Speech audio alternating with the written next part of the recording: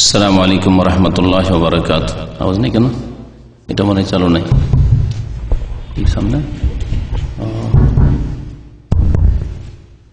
আসসালামু আলাইকুম ওয়া রাহমাতুল্লাহি ওয়া বারাকাতুহু। ইন্নাল হামদালিল্লাহ নাহমাদুহু ওয়া নাস্তাঈনুহু ওয়া নাস্তাগফিরুহু ওয়া নাউযু বিল্লাহি মিন শুরুরি আনফুসিনা ওয়া মিন সাইয়্যাতি আমালিনা মান ইয়াহদিহিল্লাহু ফালা মুদিল্লা লাহু ওয়া মান ইউদ্লিলহু ফালা হাদিয়া লাহু وأشهد أن لا إله إلا الله وحده لا شريك له وأشهد أن محمدا عبده ورسوله يا أيها الذين آمنوا اتقوا الله حق تقاته ولا تموتن إلا وأنتم مسلمون يا أيها الناس اتقوا ربكم الذي خلقكم من نفس واحدة وخلق منها زوجها وبث منهما رجالا كثيرا ونساء واتقوا الله الذي تساءلون به والأرحام إن الله كان عليكم رقيبا يا أيها الذين آمنوا اتقوا الله وقولوا قولا سديدا يصلح لكم أعمالكم ويغفر لكم ذنوبكم ومن يطع الله ورسوله فقد فاز فوزا عظيما أما بعد فإن خير الحديث كتاب الله وخير الهدي هدي محمد صلى الله عليه وسلم وشر الأمور محدثاتها وكل محدثة بدعة وكل بدعة ضلالة وكل ضلالة في النار أعوذ بالله من الشيطان الرجيم بسم الله الرحمن الرحيم واعبد ربك حتى يأتيك اليقين। মহান আল্লাহর সমস্ত প্রশংসা যে আল্লাহ পাক আমাদেরকে পবিত্র মাহে রমজান 1429 হিজরিতে তার ইবাদত বন্দেগী করার সুযোগ দান করলেন, তৌফিক দান করলেন। বলুন আলহামদুলিল্লাহ। আল্লাহ পাক রব্বুল আলামিনের লাখ লাখ শুকরিয়া, যিনি আমাদেরকে এই মাহে রমজানে সিয়াম, কিয়াম, ফরজ, সুন্নত, নফল বিভিন্ন প্রকারের ইবাদত বন্দেগীর তৌফিক দান করেছেন। আল্লাহ পাকের কাছে দোয়া করি আল্লাহ পাক যেন তা আমাদের থেকে কবুল করেন। রব্বানা তাকাব্বাল মিন্না ইন্নাকা আনতাস সামিউল আলিম। ইব্রাহিম আলাইহিসসালাম পবিত্র কাবা ঘর বাইতুল্লাহ তৈরি করছিলেন তার প্রিয় ছেলে ইসমাইল আলাইহিসসালামকে নিয়ে, আর এক একটি করে পাথর উঠিয়ে রাখছিলেন। সেই সময় উভয়ে দোয়া করছিলেন, ওয়াইদ ইয়ারফাউ ইব্রাহিমুল কাওয়াইদা মিনাল বাইত ওয়া ইসমাঈল রব্বানা তাকাব্বাল মিন্না ইন্নাকা আনতাস সামিউল আলিম। হে আল্লাহ, আমাদের পক্ষ থেকে তুমি কবুল করো। রব্বানা তাকাব্বাল মিন্না ইন্নাকা আনতাস সামিউল আলিম। আল্লাহ, তুমি সবকিছু শোনো এবং সবকিছুই জানো। আসল বিষয় হচ্ছে কবুল হওয়ার বিষয়। যদি কবুল না হয় আল্লাহ পাকের দরবারে, তাহলে তার কোনো পারিশ্রমিক, তার মেহনতের ফল পাওয়া যাবে না, তার কোনো পারিতোষিক পাওয়া যাবে না, সওয়াব পাওয়া যাবে না। আর যদি আমাদের ইবাদত বন্দেগী কবুল না হয়, তাহলে আমাদের মেহনত করেও খাসারা, লস। এবং সবচাইতে বেশি ক্ষতিগ্রস্ত আল্লাহ পাক ওদেরকে বলেছেন যারা মেহনত করে কিন্তু মেহনত করে তার কোনো ফল পায় না। তারা হলো বিদআতপন্থীরা। ওদের সম্পর্কে আল্লাহ পাক বলেছেন যারা ভালো মনে করে কাজ করে কিন্তু নবী করিম সাল্লাল্লাহু আলাইহি ওয়াসাল্লামের তরিকায় না করার জন্য অথবা আল্লাহর সন্তুষ্টির জন্য ইখলাসের সাথে আমল না করার কারণে তাদের ইবাদত বন্দেগী কবুল হয় না। সাহাবায়ে কেরামগণ, সালাফে সালেহিন, তারা রমজান মাস আসার 6 মাস আগে থেকে দোয়া করতেন, আল্লাহ পাক আমাদেরকে রমজান মোবারক পর্যন্ত পৌঁছিয়ে দাও। আর যখন রমজান মাস শেষ হয়ে যেত তখন দীর্ঘ 6 মাস ধরে দোয়া করতেন যে আল্লাহ পাক আমাদের ইবাদত বন্দেগী কবুল করো। কবুলের বিষয়টি অত্যন্ত গুরুত্বপূর্ণ বিষয়। আল্লাহ পাক যেন আমাদের সিয়াম, কিয়াম, ফরজ, নফল সমস্ত ইবাদত বন্দেগী কবুল করেন। আমিন ইয়া রাব্বাল আলামিন। আপনাদের জানাই অনেক অনেক ধন্যবাদ এবং ঈদের মোবারকবাদ, শুকরিয়া যে আল্লাহ পাক আপনাদেরকে দিন শিখার তৌফিক দিয়েছেন, দিনী মজলিসগুলিতে হাজির হওয়ার আল্লাহ পাক তৌফিক দিয়েছেন। বিশেষ করে রমজান মোবারকে যে ইফতার ক্যাম্পে বিশাল সমাবেশ, বাংলাভাষীদের 2000-এর বেশি লোক সংখ্যা প্রতিদিন এবং সেখানে নিয়মিত 30 দিনে 30টি বিষয়ের উপরে আলোচনা হয়েছে। যেসব ভাইরা হাজির হয়েছেন আর তারা আলহামদুলিল্লাহ উপকৃত হয়েছেন। শুধু সেখানে ইফতারি হয়নি, বরং তার সাথে সবচেয়ে বড় যে বিষয়টি আমাদের, সেটি হচ্ছে বিষয়ভিত্তিক দিনের আলোচনা। আল্লাহ পাক যেন আমাদের এই সব কবুল করেন, আমিন। রমজানের পরে অধিকাংশ মুসলিম ভুল পথে চালিত হয়ে যায়। তাদের অনেকের ধারণা রমজানে গুনাহ খাতা সব মাফ হয়ে গেছে, যা অতীতে করেছিলাম পাপ টাপ সব মাফ হয়ে গেছে, সুতরাং এখন কিছু পাপ টাপ করলে অসুবিধা নেই। এইভাবে শয়তান অনেক সময় এক শ্রেণীর মানুষকে, মূর্খ মানুষদেরকে বিভ্রান্ত করে, দুর্বল ইমানের মানুষদেরকে গোমরাহ করে, পথভ্রষ্ট করে, যে অনেক নেকির কাজ করেছিস, অতীতের গুনাহ খাতা তো মাফ হয়ে গেছে, এখন আবার কিছু গুনাহ করলে অসুবিধা নেই, আবার সময় আসবে, আবার সুযোগ আসবে, আবার রমজান আসবে, গুনাহ খাতা মাফ হয়ে যাবে। এইভাবে এক শ্রেণীর লোককে বিভ্রান্ত করে, গোমরাহ করে শয়তান। আর এক শ্রেণীর লোক আছে, তাদের ইমানেই ত্রুটি আছে, তারা আল্লাহর প্রতি ইমান রেখে খালেস অন্তরে আল্লাহর সন্তুষ্টির জন্য ইবাদত বন্দী করে না। অজ্ঞতা রয়েছে, দেখা দেখি লোকজন ভিড়ভাড় করে ইবাদত বন্দেগী রমজান মাসে করে, সুতরাং আমি আর একা এক ঘরে হয়ে কি করেই থাকি, ঘর থেকে সবাই নামাজ পড়তে যায়, আমি বা কি করে ঘরে থাকি, সবাই রোজা রাখি, আমি বা কি করে না রাখি, সবাই তারাবি পড়ে, আমি বা কি করে না পড়ি, এরকম গতানুগতিক ইবাদত করে। ইবাদত হচ্ছে আদাত, ইবাদত নয়, এটি গতানুগতিক কাজ। এবাদতকে এবাদত বানাইতে হবে। এবাদত যদি আদাতে পরিণত হয়, আরবি ভাষায় আদাত মানে অভ্যাসগত কাজ, গতানুগতিক কাজ। তো যে সব ভাইদের গতানুগতিক এবাদত রয়েছে, সেগুলি এবাদত নয়, তারাই রমজান পরে আল্লাহ পাকের এবাদত বন্দেগী ছেড়ে দেয়। যারা আল্লাহ পাক রব্বুল আলমিনের এবাদতে গাফিল হয়ে যায় রমজান পরে, তারা দুই রকমের। এক রকম হচ্ছে যারা নফলে গাফিল হয়, ফরজটা তাদের ঠিক আছে, আলহামদুলিল্লাহ, ফরজ ওয়াজিব ঠিক আছে, নফলে হয়তো গাফিলতি হয়েছে, সুন্নাত মুস্তাহাব কাজে গাফিলতি হয়েছে, আল্লাহ পাক হয়তো নাজাত দিয়ে দিবেন ইনশাআল্লাহ তাআলা। আল্লাহর কাছে বেশি উঁচা মর্যাদা না পেলেও কমপক্ষে পাশ করে নাজাত হয়তো পেয়ে যাবে ইনশাআল্লাহ তাআলা, আল্লাহর কাছে আশা করা যায়, যদি ফরজ ওয়াজিব ঠিক থাকে আর হারাম থেকে, নাজায়েজ থেকে বেঁচে থাকে। আর এক শ্রেণীর লোক, তাদের উপর বড় আক্ষেপ, বড় আফসোস, তারা সুন্নত নফল তো ছাড়েই, ফরজ পর্যন্ত ছেড়ে দেয়।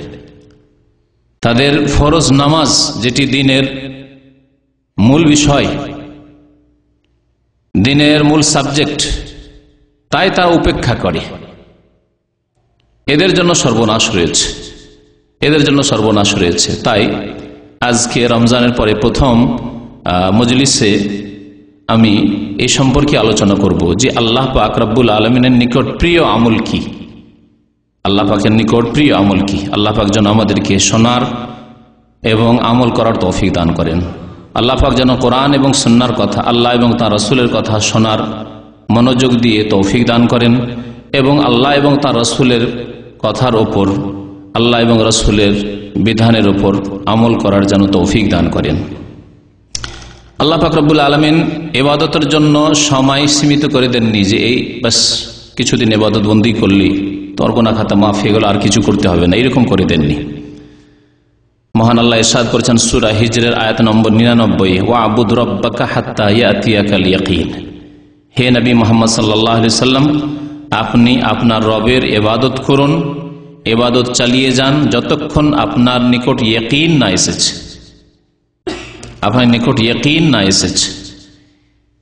ইয়াকিনের তর্জমা করলাম না, ইয়াকিন শব্দই বললাম এই জন্য যে এই ইয়াকিন শব্দ থেকে এক শ্রেণীর লোকেরা মুসলিম জাতির বিভ্রান্ত হয়ে, গুমরা হয়ে কুফরি পর্যন্ত করেছে, বরং তাদের ইসলামকে নষ্ট করেছে। ইসলাম বিনষ্টকারী যে 10টি বিষয় রয়েছে, তার মধ্যে একটি বিষয় হচ্ছে, এ সম্পর্কে এর আগে একটি আলোচনায় বলা হয়েছে যে মুখ্য 10টি কারণ রয়েছে যেসব কারণে ইসলাম নষ্ট হয়ে যায় মানুষের। কোন মুসলিমের মধ্যে যদি 10টি কারণের কোনো একটি কারণ পাওয়া যায়, তাহলে তার ইসলাম ভঙ্গ হয়ে যাবে, ঈমান নষ্ট হয়ে যাবে, সে কাফের মুরতাদ হয়ে যাবে। তার একটি হচ্ছে, কেউ যদি মনে করে যে বিশেষ কিছু ব্যক্তি রয়েছে, আল্লাহওয়ালা ব্যক্তি, যাদের ওপর নামাজ রোজা ইসলামের বিধিবিধান ফরজ নয়, বা তাদের জন্য ইসলামের বিধিবিধানের বাইরে চলে যাওয়া জায়েজ রয়েছে, তারা আল্লাহ পাক রব্বুল আলামিনের শরীয়তের বাইরে যেতে পারেন। শরীয়ত তাদের জন্য মানা ফরজ নয়, বরং শরীয়তের যে বোঝা রয়েছে, শরীয়তের যে দায়িত্ব রয়েছে, তা থেকে তারা মুক্ত হয়ে যেতে পেরেছেন। অধিক ইবাদতবন্দি করি আল্লাহ পর্যন্ত পৌঁছে গিয়ে ফানাফিল্লা হয়ে, তাদের ভাষায়। এরকম যদি কেউ ইতিকাদ রাখে, বিশ্বাস রাখে, তাহলে এটি হচ্ছে ঈমান ইসলাম ভঙ্গকারী বিষয়। সেই ব্যক্তি এবং যারা এই বিশ্বাস রাখবে, সে হয়তো ইবাদতবন্দি করে, কিন্তু এই বিশ্বাস রাখে যে আল্লাহর কিছু ওলিরা রয়েছে, আল্লাহর কিছু নেক বান্দা রয়েছে, তারা যদি নামাজ রোজা নাও করে, তাদের আল্লাহ জিজ্ঞাসা করবেন না। তারা যদি ফরজ ওয়াজিব আদায় নাও করে বা হারাম কাজ করে, সেগুলি তাদের জন্য হারাম নয়, কারণ তাদের জন্য শরীয়তের বাইরে যাওয়া জায়েজ হয়ে গেছে, কারণ তারা ফানাফিল্লা হয়ে গেছে, আল্লাহ পর্যন্ত অলরেডি পৌঁছে গিয়েছে, আল্লাহ তারা লয় হয়ে গেছে। এটি হচ্ছে একটি কুফরি বিষয়। এই আয়াতের অপব্যাখ্যা করে বিভ্রান্ত হয়েছে এই বিদআতপন্থী পীরপন্থীরা। তারা বলে আল্লাহ পাক বলেছেন রবের ইবাদত করো যতক্ষণ ইয়াকিন না এসেছে, মানে ইয়াকিনের একটা স্তর আছে তাদের কাছে। ওই ইয়াকিনের স্তরে যখন চলে যাবে একবার হাক্কুল ইয়াকিন, মানে আল্লাহ তুমি বিলীন হয়ে যাবে, একাকার হয়ে যাবে, ফানা হয়ে যাবে, তখন আর তোমার নামাজ রোজা হজ যাকাত নেই, তোমার জন্য জেনা হারাম নয়, তোমার জন্য খুন করা হারাম নয়, তোমার জন্য মদ হারাম নয়, তোমার জন্য শরীয়তে যেসব হারাম সেসব হারাম নয়, সবকিছু তোমার জন্য হালাল, আর তোমার উপর কোনো ফরজ ওয়াজিব নেই, কোনো দায়িত্ব নেই। আউযু বিল্লাহ। আল্লাহ পাক এইভাবে এক শ্রেণীর জন্মগত মুসলিমদেরকে বিভ্রান্ত করে কুফরি পর্যন্ত পৌঁছে দিয়েছে, আর তারা আয়াতের অপব্যাখ্যা করে। আল্লাহ পাক কি বলছেন, যতক্ষণ তোমার কাছে ইয়াকিন, হাত্তা ইয়াতিয়াকাল ইয়াকিন, নবী সাল্লাল্লাহু আলাইহি ওয়াসাল্লামকে আল্লাহ স্বয়ং বলছেন, হে নবী ততক্ষণ আপনি ইবাদত করুন যতক্ষণ আপনার কাছে ইয়াকিন না এসেছে। ইয়াকিনের অর্থ কি? মওত। যদি কেউ বলে আপনি মওতের ব্যাখ্যা করলেন, তারা বলেছে বিলীন হওয়া, আল্লাহ ফানা হয়ে যায়, আল্লাহ পর্যন্ত পৌঁছে যাওয়া। আর তারা পার্থিব কিছু উদাহরণ দিয়ে বিভ্রান্ত করে। আপনি যাবেন মক্কা, তাই না? দাম্মাম থেকে মক্কা যাবেন, বা যে কোনো জায়গা থেকে পৃথিবীর মক্কা আসবেন, আপনার লক্ষ্য উদ্দেশ্য মক্কা। তাহলে মক্কা পৌঁছার জন্য যে কমিউনিকেশন দরকার, যদি আপনার বাস হয় তো বাস, ট্রেন হয়তো ট্রেন, যার যেখান থেকে যে ব্যবস্থা আছে, পানি জাহাজ তো পানি জাহাজ, উড়ো জাহাজ, যেভাবে হোক না কেন, প্রয়োজন হবে না? হবে না? প্রয়োজন হবে, কারণ আপনি দূরে আছেন, এজন্য মাধ্যমের প্রয়োজন হবে। কিন্তু যদি আপনি মক্কাতেই থাকেন, হারামের পাশে আপনার চাকরি, বাইতুল্লাহর কাছে আপনার কাজকর্ম, তাহলে আপনার জন্য বাস লাগবে নাকি? হ্যাঁ, উড়োজাহাজ লাগবে? টিকিট লাগবে প্লেনের? লাগবে না। সেই রকমই এইভাবে গোমরা করে তারা, বলে যে যারা আল্লাহর ওলি, যারা আল্লাহ পর্যন্ত পৌঁছে গেছে গন্তব্যস্থানে, উদ্দেশ্য যে আল্লাহ সন্তুষ্টি, পৌঁছে গেছে, তাহলে তাদের জন্য আবার নামাজের কি দরকার? যেমন বাস ট্রেনের দরকার নেই আপনার জন্য, মক্কায় আছেন সেই জন্য, সেই রকমই তাদের জন্য নামাজ রোজার দরকার নেই, হারাম থেকে বাঁচার দরকার নেই, প্রয়োজন নেই। এইভাবে গোমরা করে। সবচাইতে শ্রেষ্ঠ ব্যক্তি পৃথিবীর কে? রাসূলুল্লাহ সাল্লাল্লাহু আলাইহি ওয়াসাল্লাম। তিনি শেষ পর্যন্ত নামাজ পড়েছেন না, জীবনের কোন এক পর্যায়ে গিয়ে সেখানে গিয়ে তার নামাজ রোজা মাফ হয়ে গেছিল, তিনি স্টপ করে দিয়েছেন, বন্ধ করে দিয়েছিলেন। শেষ পর্যন্ত নামাজ পড়েছেন মৃত্যু শয্যায়, ইন্তেকালের পূর্ব মুহূর্তে, মাঝে মাঝে বেহুশ হয়ে যাচ্ছেন, মাঝে মাঝে হোশ আসছে, বারবার চেষ্টা করছেন ওঠার। একবার শেষ খায় নামাজ পড়ার জন্য গেলেন, নামাজ পড়াতে পারলেন, আবু বকর রাদিয়াল্লাহু তাআলার বাম দিকে বসে গেলেন, ইমামতি করেছিলেন, শুরু করে দিয়েছিলেন নামাজ। আবু বকর সিদ্দিক রাদিয়াল্লাহু তাআলা নামাজ শেষ জীবন পর্যন্ত পড়েছেন না পড়েননি রাসূলুল্লাহ সাল্লাল্লাহু আলাইহি সাল্লাম? তাহলে হাত্তা ইয়াতিয়াকাল ইয়াকিন, আপনার নিকট ইয়াকিন আসা পর্যন্ত আপনি ইবাদত করতে থাকুন। তাহলে কি রাসূলুল্লাহ সাল্লাল্লাহু আলাইহি ওয়াসাল্লামের নিকট ইয়াকিন আসেনি, আর এই ওলিদের কাছে চলে এসেছে, মানে তাদের ভাষা, মানে তার আল্লাহ লয় হয়ে গেছে, বিলীন হয়ে গেছে, তাদের সবকিছু মাফ হয়ে গেছে, কিন্তু রাসূলুল্লাহ সাল্লাল্লাহু আলাইহি ওয়াসাল্লামের নামাজ রোজা মাফ হলো না। তার মানে বিদআতপন্থীদের কাছে, পীরপন্থীদের কাছে রাসূলের চাইতে বেশি তাদের ওলিদের, গস কুতুবের মর্যাদা বেশি, ঠিক না? তাহলে তারা রসুলের মানহানি করলো না করলো না? রসুলের মানহানিকারী তারা। রাসূলুল্লাহ সাল্লাল্লাহু আলাইহি ওয়াসাল্লামের যদি কেউ মানহানি করে তার হুকুম কি, তাদের কিতাব থেকে বুঝে নেন, তাদের কাছ থেকে ফতোয়া নেন। কেউ যদি বেয়াদবি গোস্তাখি করে, মানহানি করে, রাসূলুল্লাহ সাল্লাল্লাহু আলাইহি ওয়াসাল্লাম সে মুসলিম না কাফের তাদেরকে জিজ্ঞেস করে। এখন আসুন, ইয়াকিন মানে যে মত, এ কথা বুখারী শরীফে রয়েছে, মুসলিম শরীফে রয়েছে, বহু হাদিস রয়েছে। একটি হাদিস শুধু শোনাচ্ছে, যেটা বুখারীতে রয়েছে, মুসলিমে রয়েছে। রাসূলুল্লাহ সাল্লাল্লাহু আলাইহি ওয়াসাল্লামের সাহাবায়ে কেরামরা মদিনায় হিজরত করে আসলেন। হিজরত করে আসার পরে প্রথম ব্যক্তি যেই মুহাজির ইন্তেকাল হয় মদিনায়, তার নাম বলতে পারেন? উসমান বিন মাজউন রাদিয়াল্লাহু তাআলা আনহু। উম্মুল আলা বলে এক মহিলা, আনসারী মহিলা, বলছেন যে যখন মুহাজিরিনরা হিজরত করে মদিনায় আসলেন তখন আমরা মুহাজিরদের ভাগ করে নিলাম। তাদের নেই বাড়ি, তাদের নেই বাসস্থান, তাদের নেই কোথায় থাকবে, কোথায় রাত কাটাবে জায়গা, তাদের খাবারের ব্যবস্থা নেই। আমরা তখন সবার জায়গির নিলাম, লজিং। আমাদের দেশে মাদ্রাসা আগেকালে জায়গির সিস্টেম ছিল, এখনো অনেক জায়গা আছে গ্রামে গঞ্জে। ভাগ করে নিলাম, যে যতটা পারে, কেউ একজনকে, কেউ দুইজন, কেউ তিনজন, পাঁচজন, সাতজন করে মুহাজিরিনদেরকে আমরা মদিনার আনসারীরা ভাগ করে নিলাম। তো আমাদের ভাগে পড়লো উসমান বিন মাজউন রাদিয়াল্লাহু তাআলা আনহু, মুহাজির। আমরা তার যথাসাধ্য সেবা করলাম, খেদমত করলাম, তার আপ্যায়ন করলাম। কিছুদিন পরে তিনি অসুস্থ হয়ে পড়লেন, এমনকি তার ইন্তেকাল হয়ে গেল। আমাদের বাড়িতেই তার ইন্তেকাল হয়ে গেল। উম্মুল আলা রাদিয়াল্লাহু তাআলা আনহা, সাহাবিয়া বলছেন, মহিলা। যখন ইন্তেকাল হয়ে গেল, রাসূলুল্লাহ সাল্লাল্লাহু আলাইহি ওয়াসাল্লাম দেখতে আসলেন, জিয়ারতে আসলেন। রাসূলুল্লাহ সাল্লাল্লাহু আলাইহি ওয়াসাল্লামের সামনে আমরা বললাম প্রশংসামূলক কিছু, যে আল্লাহ পাক এই উসমানকে জান্নাতি করেছেন, সম্মানিত করেছেন, এইরকম প্রশংসা করলাম। নবী সাল্লাল্লাহু আলাইহি ওয়াসাল্লাম বললেন যে আমা ইউদরিক, তুমি কেমন করে জানলে যে কি আল্লাহ সম্মানিত করেছেন না অসম্মানিত করেছেন, জান্নাতে যাবে না জাহান্নামে যাবে, তুমি কি করে জানলে? সুবহানাল্লাহ। আল্লাহ রাসূল সাল্লাল্লাহু আলাইহি ওয়াসাল্লাম সাহাবী, মুহাজির, হিজরত করেছেন, বাড়ি ঘর সবকিছু, ধন সম্পদ ছেড়ে মক্কা থেকে মদিনায়, তারপরে আল্লাহর রাস্তায় এসে ইন্তেকাল করছেন, প্রশংসা করছেন সাহাবায়ে কেরামরা যে তিনি জান্নাতে, আল্লাহ তাকে সম্মানিত করেছেন। নবী সাল্লাল্লাহু আলাইহি ওয়াসাল্লাম, তোমরা গায়েব কি করে জানলে? অদৃশ্যের কথা কি করে জানলে? অদৃশ্যের কথা যে জান্নাতি, খবরদার এরকম কথা বলবে না। অদৃশ্যের কথা যা তোমাদের জানা নেই তোমরা বলবে না। নবী সাল্লাল্লাহু আলাইহি ওয়াসাল্লাম বললেন যে এই ব্যক্তি আম্মা হাযা ফাকাদ জাআহুল ইয়াকিন, এই ব্যক্তি যার নিকট মওত চলে এসেছে। কি বললেন? মওত চলে এসেছে, ইয়াকিন। মওতকে কি বললেন? রাসূলুল্লাহ সাল্লাল্লাহু আলাইহি ওয়াসাল্লাম ইয়াকিন বললেন। আল্লাহ পাক কোরআনে কেন বলছেন ওয়াবুদ রাব্বাকা হাত্তা ইয়াতিয়াকাল ইয়াকিন? রাসূলুল্লাহ সাল্লাল্লাহু আলাইহি ওয়াসাল্লাম বলছেন যে ইয়াকিন চলে এসেছে এই লোকটির নিকটে। বোঝা গেল যে ইয়াকিন মানে কোরআনে বা হাদিসে মওত এমন এক ইয়াকিন, মানে নিশ্চিত বিষয় এবং দৃঢ় বিশ্বাসের বিষয়, যে মুসলিমও বিশ্বাস করে, কাফেরও বিশ্বাস করে যে মওত হবেই হবে, তাই না? কাফের আল্লাহকে বিশ্বাস করে না, নাস্তিক আল্লাহকে বিশ্বাস করে না, মুশরিক আল্লাহর একত্ব তাওহীদকে বিশ্বাস করে না, কিন্তু মওতকে বিশ্বাস করে, মরতে হবে, এসেছে একদিন মরতে হবে। ইয়াকিন, মওতকে রাসূলুল্লাহ সাল্লাল্লাহু আলাইহি ওয়াসাল্লাম ইয়াকিন বলেছেন। আল্লাহ পাক মওত আসা পর্যন্ত ইবাদত করতে বলেছেন।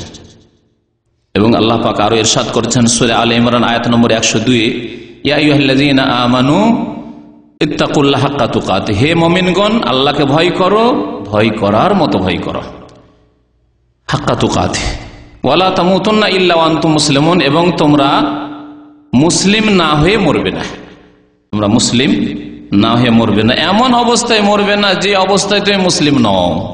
সুতরাং প্রত্যেক মুসলিমকে, মুমিনকে আল্লাহ সম্বোধন করে বলছেন যে তোমরা সব সময় মুসলিম থাকবে, তাহলেই তোমাদের মওত ইমানের অবস্থায় আসবে, ইসলামের অবস্থায় আসবে।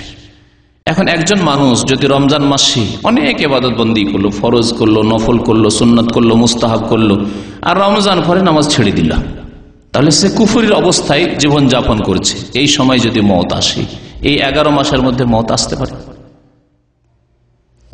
রমজান মাসে মওত আসেনি, 11 মাসের মধ্যে আসতে পারে। বেনামাজি থাকা অবস্থায় মত আসতে পারে, তাহলে সে মুসলিম অবস্থায় মারা গেল না। নবী করিম সাল্লাল্লাহু আলাইহি ওয়াসাল্লাম বলেছেন যে আল আহদুল্লাযী বাইনানা ওয়া বাইনাহুমুস সালাতু ফামান তারাকাহা ফাকাদ কাফারা, আমার মাঝে এবং অমুসলিমের মাঝে আহাদ প্রতিশ্রুতি হচ্ছে, চুক্তি হচ্ছে, সে যদি ইসলামে আসতে চায় as-সালাত নামাজের।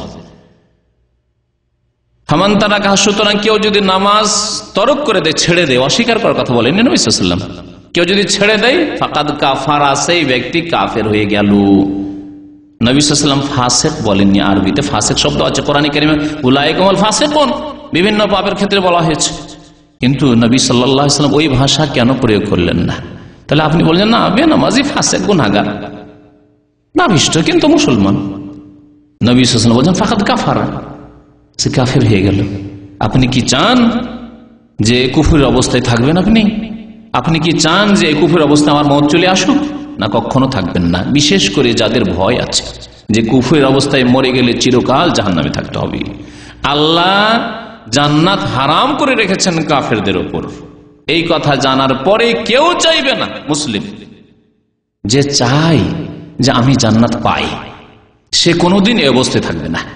তবে আমাদের সমাজের, বাঙালি সমাজের অধিকাংশ মুসলিম জানে না যে বেনামাজি মুসলমান থাকে না। বেনামাজি যে মুসলিম থাকে না এ কথা অনেকেই জানে না, বরং অধিকাংশ মানুষ জানে না।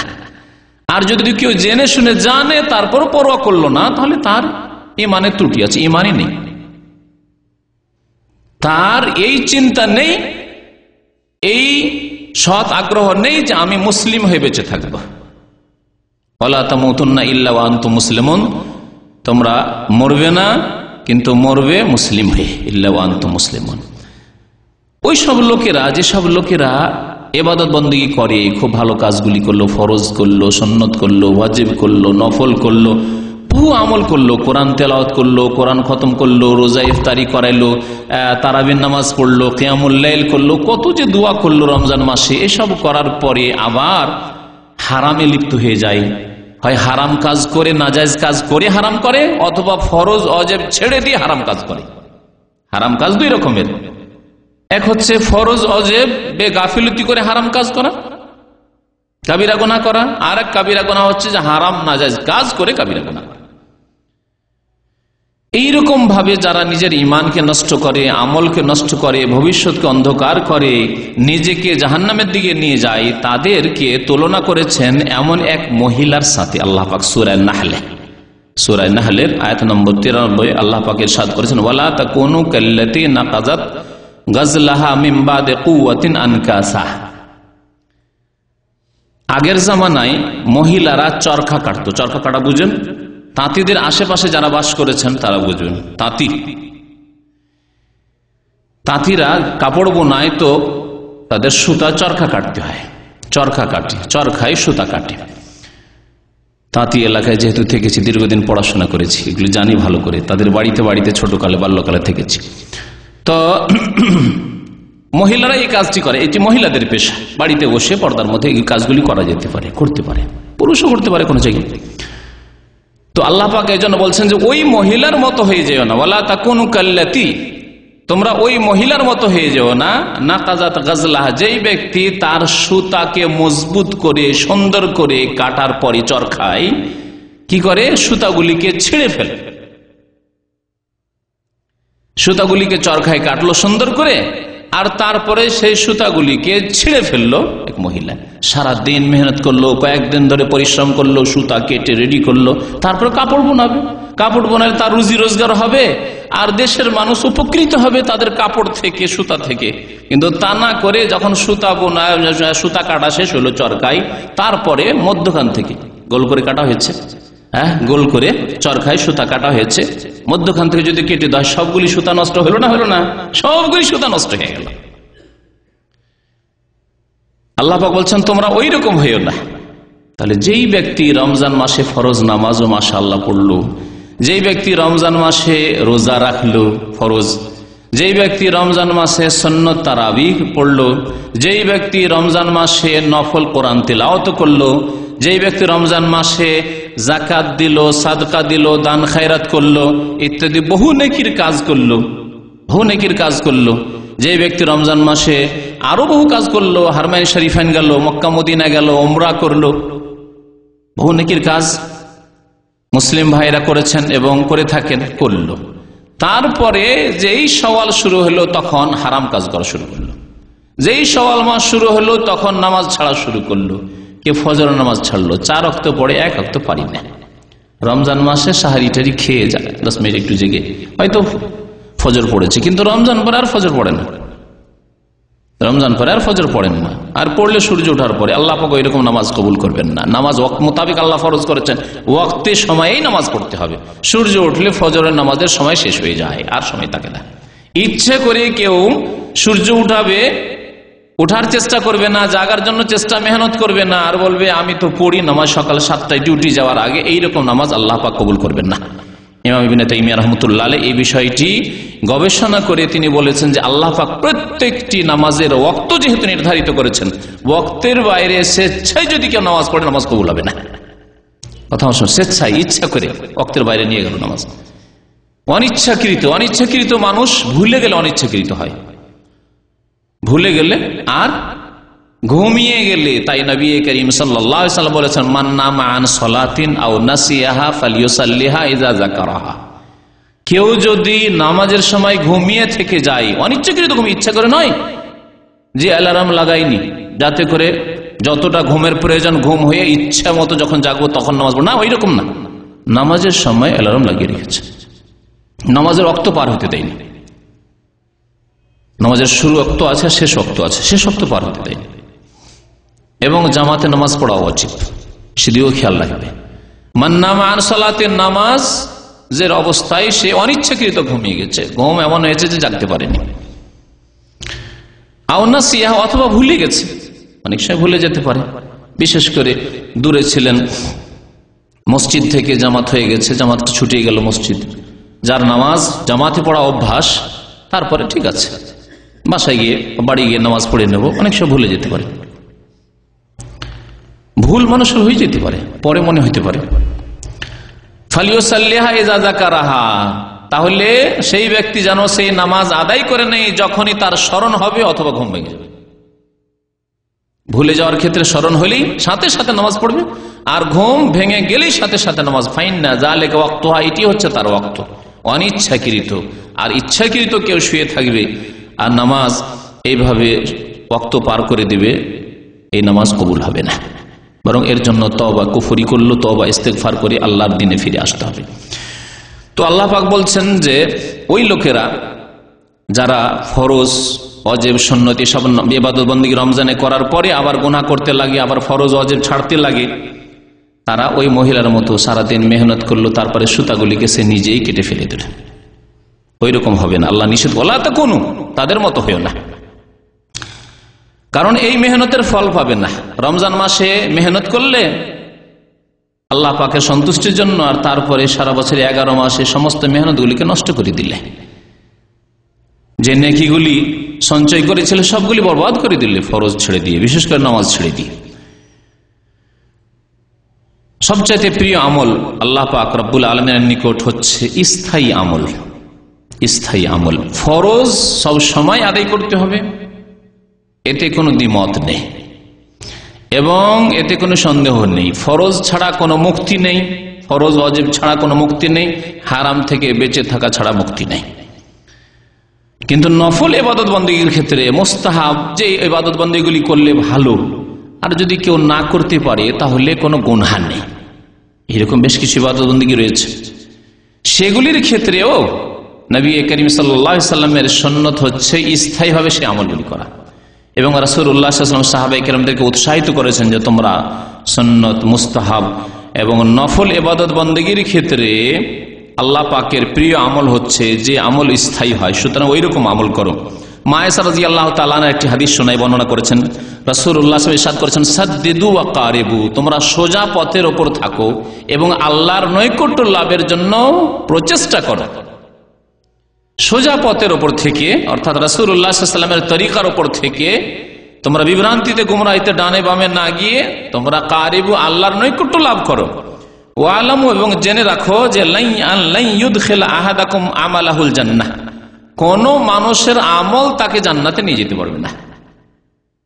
কোন মানুষের আমল দিয়ে জান্নাতে চলে যাবে তা সম্ভব নয়।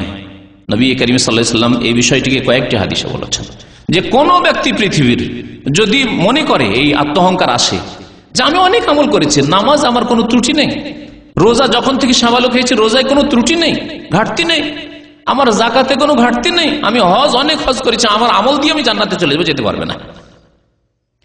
এই আমল দিয়ে তার চোখের শুকরিয়া আদায় করতে পারবে না, দুনিয়ার যে সব নিয়ামত রয়েছে, তার হাতের শুকরিয়া আদায় করতে পারবে না, পায়ের শুকরিয়া আদায় করতে পারবে না, তার জবান বাক শক্তির শুকরিয়া আদায় করতে পারবে না।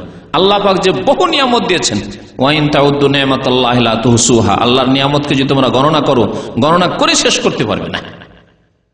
এক একটি নিয়ামতের মূল্য দিতে পারবেন? আপনি কি আপনার দুটি চক্ষুকে বিক্রি করবেন 10 লাখ 5 লাখ টাকা দিয়ে, যে দুটি চক্ষু বিক্রি করে পাবেন? আপনার কোন নিয়ামতের আপনি মূল্য রাখবেন? আমার হাতের মূল্য কত, আমার পায়ের মূল্য কত, আমার ব্রেনের মূল্য কত, আমার কিডনির মূল্য কত, মূল্য রাখতে পারবেন? সব আল্লাহর নিয়ামত। তাহলে আপনার যদি আল্লাহ পাক জিজ্ঞাসা করেন আপনাকে আমাকে যে তোমার এই নিয়ামতগুলির কি শুকরিয়া আদায় করেছো, তাহলে এই শুকরিয়া আদায় করতে গিয়ে আমাদের নামাজ রোজা শেষ হয়ে যাবে। তাহলে জান্নাতে যাওয়ার জন্য আর যে লাগবে ওই আমলগুলি কোথায়? তাহলে আমল দিয়ে জান্নাতে যাওয়া যাবে না। তবে আমল হচ্ছে আল্লাহ পাকের রহমত পাওয়ার মাধ্যম। জান্নাতে যেতে হবে আল্লাহর রহমতে। নবী করিম সাল্লাল্লাহু আলাইহি সাল্লামকে সাহাবারা যখন এই হাদিস শোনালেন, রাসূলুল্লাহ সাল্লাল্লাহু আলাইহি ওয়াসাল্লাম সাহাবার জিজ্ঞাসা, ওয়ালা আনতা ইয়া রাসূলুল্লাহ, কোন মানুষ নিজের আমল দিয়ে জান্নাতে যাবেন, এমনকি আপনিও? আপনি আপনার আমল দিয়ে জান্নাতে যেতে পারবেন না? বললেন রাসূলুল্লাহ সাল্লাল্লাহু আলাইহি ওয়াসাল্লাম, ওয়ালা আনা, এমনকি আমিও মুহাম্মদ সাল্লাল্লাহু আলাইহি ওয়াসাল্লাম বলছি যে আমিও আমার আমল দিয়ে নামাজ রোজা হজ যাকাত দান খায়রাত ভালো কাজ দিনের দাওয়াত এসব দিয়ে যে জান্নাতে চলে যাবো তা পারবো না। ইল্লা আইয়াতাগাম্মাদানি আল্লাহু বিরাহমাতিন মিনহু ওয়া ফাদল, তবে আল্লাহ পাক যদি তার অনুগ্রহ এবং রহমত দিয়ে আমাকে ঢেকে নেন, রহমত দিয়ে, আল্লাহর রহমত দিয়ে জান্নাতে পাওয়া যাবে। কিন্তু রহমত কার উপর হবে? আল্লাহ পাক বলছে ইন্না রাহমাতাল্লাহি কারীবুম মিনাল মুহসিনিন, নিশ্চয় আল্লাহর রহমত সৎকর্মশীলদের অত্যন্ত নিকটবর্তী। আল্লাহর রহমত হবে একমাত্র সৎকর্মশীলদের, ভালো আমলকারীদের উপর। সুতরাং ভালো আমল করলে এটি জারিয়া হবে, এটি মাধ্যম হবে, এটি ওসিলা হবে আল্লাহর রহমত পাওয়ার। আর আল্লাহর রহমতের বড় আশা করে বসে আছেন, আর আমলে বড় বড় ত্রুটি, ফরজ ওয়াজিবের ত্রুটি, হারাম খেয়ে বসে আছেন, হারাম কাজ করে বসে থাকছেন, তাহলে আল্লাহর রহমত পাওয়া যাবে না। তারপরে নবী করিম সাল্লাল্লাহু আলাইহি ওয়াসাল্লাম, ওয়া ইন্না আহাব্বাল আমালি আদওয়ামুহা ইলাল্লাহ ওয়া ইন কাল্লা, আল্লাহর নিকট সবচাইতে প্রিয় আমল হচ্ছে আদওয়ামুহা, স্থায়ী আমল, স্থায়ী আমল, ওয়া ইন কাল্লা, যদিও তার পরিমাণ কম হয়। এর একটি উদাহরণ দিচ্ছি। রমজান মাসে একজন লোক রাত্রে 100 রাকাত নামাজ পড়েছে। এরকম কিছু প্রাচীন যুগের ওলামায়ে কেরাম, আইম্মায়ে কেরামদের জীবনীতে লেখা হয়েছে, আল্লাহ ভালো জানে তারা 100, 200, 300 পড়েছেন না, তাদের ভক্তরা এইভাবে বাড়িয়েছে, তারও সম্ভাবনা কিছু আছে। 100 রাকাত, 200 রাকাত, 300 রাকাত নামাজ পড়েছেন, কোরআন খতম করেছেন, এত খতম করেছেন, অনেকগুলি কথা বাড়াবাড়িও আছে, যদি করে না খুব বেশি। তো একটি লোক রমজান মাসে, অবশ্য তারা রমজানের সাথে তাদের ইবাদত বন্দেগী সীমিত রাখেননি, কিন্তু আজকাল কিছু লোক আছে রমজান মাসে হয়তো 100 রাকাত করে নামাজ পড়েছে, লাইলাতুল কদরে, রমজানের রাতগুলিতে অনেক নফল পড়েছে, কিন্তু সারা বছর 11 মাসে রাত্রে 8 রাকাতও নেই, অর্থাৎ তাহাজ্জুদ নেই। এই লোকের আমল আল্লাহর কাছে অত প্রিয় নয়। 100 করে 100 রাকাত করে রমজানের 30 রাতে, তাহলে কত হয়ে যাবে? 3000 রাকাত নামাজ পড়েছে, কিন্তু সারা বছর এই 11 মাসে কোনোদিন তাহাজ্জুদ পড়ার জন্য রাত্রে উঠে 2 রাকাত 4 রাকাত রাত্রে নফল পড়বে, কিয়ামুল লাইল পড়বে, আল্লাহর কাছে দোয়া করবে, এরকম তৌফিক হয়নি। এই আমল আল্লাহর কাছে প্রিয় না। 3000 রাকাত এত প্রিয় নয় আল্লাহর কাছে। আরেকজন লোক রমজান মাসে 8 রাকাত নবী সাল্লাল্লাহু আলাইহি ওয়াসাল্লামের সুন্নাত তাই পড়েছে। নবী করিম সাল্লাল্লাহু আলাইহি ওয়াসাল্লাম 8 রাকাতের বেশি আর 3 রাকাত ভিতরে 11 রাকাতের বেশি কখনো পড়েনি। মা কানা ইয়াজিদু ফি রমাদান ওয়ালা ফি গায়রিহি আলা 11 রাকাতান, সহিহ বুখারী শরীফের হাদিস। 11 রাকাত পড়েছে, কোয়ালিটি সুন্দর, দীর্ঘ করে, লম্বা করে, দীর্ঘ সাজদা, দীর্ঘ তেলাওয়াত, কোয়ালিটি সুন্দর করেছে, সংখ্যায় বেশি নয়। আর তারপরে রমজান পরেও তার কিছু না কিছু নফল ইবাদত বন্দেগী নামাজ আছে, রাত্রে তাহাজ্জুদের নামাজ আছে। তাহলে 8 রাকাত করে যদি দেখা হয়, সংখ্যায় এত বেশি নয় হয়তো, কিন্তু আছে নিয়মিত কিছু না কিছু ইবাদত বন্দেগী তার নামাজে রাত্রে আছে। তাহাজ্জুদ পুরো আছে, অথবা 2 রাকাত 4 রাকাত 6 রাকাত নামাজ যায় পারে পড়ে। নিয়মিত তাহাজ্জুদ না পড়তে পারলেও মাঝে মাঝে রাত্রে উঠে 2 রাকাত 4 রাকাত নামাজ পড়ে, আল্লাহর কাছে দোয়া করে, এইরকম লোক একজন। আর রমজান মাসে ওই 100 রাকাত 200 রাকাত পড়তে পারেনি, ও 8 রাকাতই পড়েছে। কার ইবাদত বন্দেগী আল্লাহর কাছে বেশি প্রিয়? এই ব্যক্তির। আহাব্বুল আমাল ইলাল্লাহ আদওয়ামুহা, সবচেয়ে প্রিয় আমল আল্লাহর নিকটে ওই আমল যে আমল স্থায়ী হয়, ওয়াইন কাল্লা, যদিও তার পরিমাণ কম হয়। এটি নফল ইবাদতের ক্ষেত্রে, মুস্তাহাব ইবাদতের ক্ষেত্রে, ফরজের ক্ষেত্রে নয়। কেউ যদি বলে ফরজের ক্ষেত্রে যদিও কম হয় কিন্তু যে স্থায়ী করে, আর 4 ওয়াক্ত ফরজ নামাজ পড়ে স্থায়ী, সারা বছর 4 ওয়াক্ত পড়ে, বলবেন ভালো নাকি? যেই ফজর পড়লো না সে কুফরিতে চলে গেল। আল্লাহ না করে ফজর থেকে নিয়ে জোহরের মধ্যে যদি মওত হয়ে যায় তো কুফর অবস্থায় তার মওত হইল। যে ব্যক্তি ফজর নামাজ পড়লো না, 4 ওয়াক্ত পড়ে, সে কুফরি অবস্থায় থাকছে। যতক্ষণ জোহর আসেনি ততক্ষণ সে তার তওবা হয়নি, কারণ সে নামাজ তরককারী হয়ে আছে। চিন্তা করুন বিষয়টি। সেজন্য ফরজের ক্ষেত্রে কথা বলা হয়নি। নবী সাল্লাল্লাহু আলাইহি ওয়াসাল্লামের এই হাদিস বা এইরকম হাদিসগুলি স্থায়ী আমল আল্লাহর নিকট প্রিয়, মানে নফল মুস্তাহাব ইবাদত বন্দেগীর ক্ষেত্রে সবচাইতে প্রিয় আমল আল্লাহ পাকের নিকট হচ্ছে স্থায়ী আমল। একজন লোক রমজান মাসে 5 খতম করলো, 3 খতম করলো কোরআনে কারীম, আচ্ছা বহু মানুষ রয়েছে, কিন্তু সারা বছরে 11 মাসে 1 খতম হয় না। পক্ষান্তরে আর একজন লোক রমজান মাসে 1 খতমি বা 2 খতমি করেছে, আর তারপরে মাস 2 মাস 3 মাসে 1 খতম হয়। আর কোরআনে তাফসীর রমজানেও পড়েছে আর সারা বছর পড়তেই থাকে। নবীর জীবনী সিরাতুন নবী শুধু রমজানে নয়, আর ওই রবিউল আউয়ালে না, সারা বছর কিছু না কিছু তেলাওয়াত পড়তেই থাকে, পাঠ করতেই থাকে। এর ইবাদত বেশি পছন্দনীয় আল্লাহ আহাব্বুল আমাল, যে ব্যক্তি স্থায়ীভাবে কোরআন তেলাওয়াত করে। কোরআন তেলাওয়াত যেমন রমজানে করে, তেমনি শাওয়ালে করে, তেমন অন্যান্য মাসেও করে। আহাব্বুল আমাল ইলাল্লাহ আদওয়ামুহা, এই হচ্ছে এর অর্থ। বাকি ফরজ ওয়াজিব সব সময় আদায় করতে হবে, হারাম নাজায়েজ থেকে সব সময় বেঁচে থাকতে হবে। আল্লাহ পাক যেন আমাদেরকে তৌফিক দান করেন। মা আয়েশা রাদিয়াল্লাহু তাআলা আনহা আরেকটি হাদিস বর্ণনা করছেন যে রাসূলুল্লাহ সাল্লাল্লাহু আলাইহি সাল্লাম রাত্রে যখন নামাজ পড়তেন তখন পর্দা করার জন্য, যাতে নির্জনে ইবাদত হয়, মসজিদে নববীতে একটা চাটাই দিয়ে, পাটি বলেন না, চাটাই বলেন আপনারা, পাটি দিয়ে, খেজুরের পাটিতে ঘিরে দিতেন, ওই ঘেরা থাকতো, লোকজন আসলে নির্জনে ইবাদত করছেন। কানালে রাসূলুল্লাহ সাল্লাল্লাহু আলাইহি ওয়াসাল্লাম হাসিরুন, একটি পাটি ছিল, চাটাই ছিল, ওয়া কানা ইউহাজ্জিরুহু মিনাল লাইল, রাতে ওটা দিয়ে ঘিরে দিতেন, তারপরে তাহাজ্জুদ পড়তেন। ফায়ুসাল্লি ফিহি ফাজাআলান নাসু ইউসাল্লুনা বিসসালাতিহি, লোকেরা যখন জানতে পারল যে পাটির আড়ে রাসূলুল্লাহ সাল্লাল্লাহু আলাইহি ওয়াসাল্লাম তাহাজ্জুদ পড়ছেন, পাটির পিছন থেকেই তারা রাসূলুল্লাহ সাল্লাল্লাহু আলাইহি ওয়াসাল্লামের ইক্তেদা করে তাহাজ্জুদেও ইক্তেদা করা, মুক্তাদি হয়ে শুরু করতেন। ওয়ায়াবসুতু বিন্নাহ, রাসূলুল্লাহ সাল্লাল্লাহু আলাইহি ওয়াসাল্লাম যখন দিন হইতো তখন বিছিয়ে দিতেন, যাতে যারা দিনে আসবে না বুঝতে পারে যেখানে কি হচ্ছে না হচ্ছে, দিনে বিছিয়ে দিয়ে ওর উপরে নামাজ হইত, মসজিদে বিছানো থাকতো।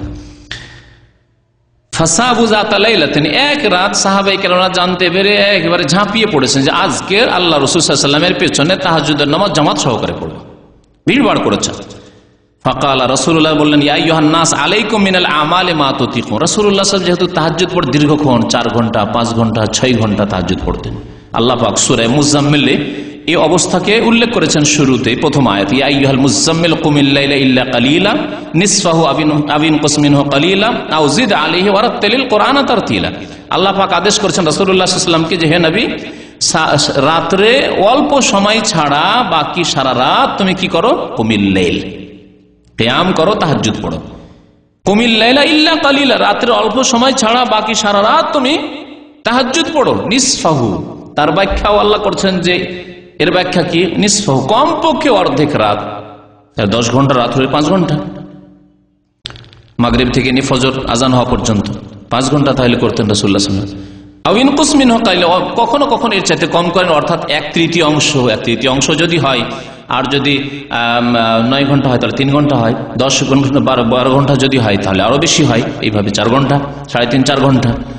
আউজিদ আলাইহি, অথবা এর চাইতে বেশি। নবী সাল্লাল্লাহু আলাইহি ওয়াসাল্লাম এই আয়াতের উপর বা এই অংশটুকুর উপর আমল করতে গিয়ে রাতের 2/3 অংশ তাহাজ্জুদ পড়তেন, অর্থাৎ 7 ঘন্টা 8 ঘন্টা তাহাজ্জুদ পড়তেন। সুবহানাল্লাহ, আমরা 1 ঘন্টার কথা চিন্তা করতে পারি না। 1 ঘন্টা যদি কোনো মসজিদের নামাজে অনেক লম্বা, রমজান মাসে তাও।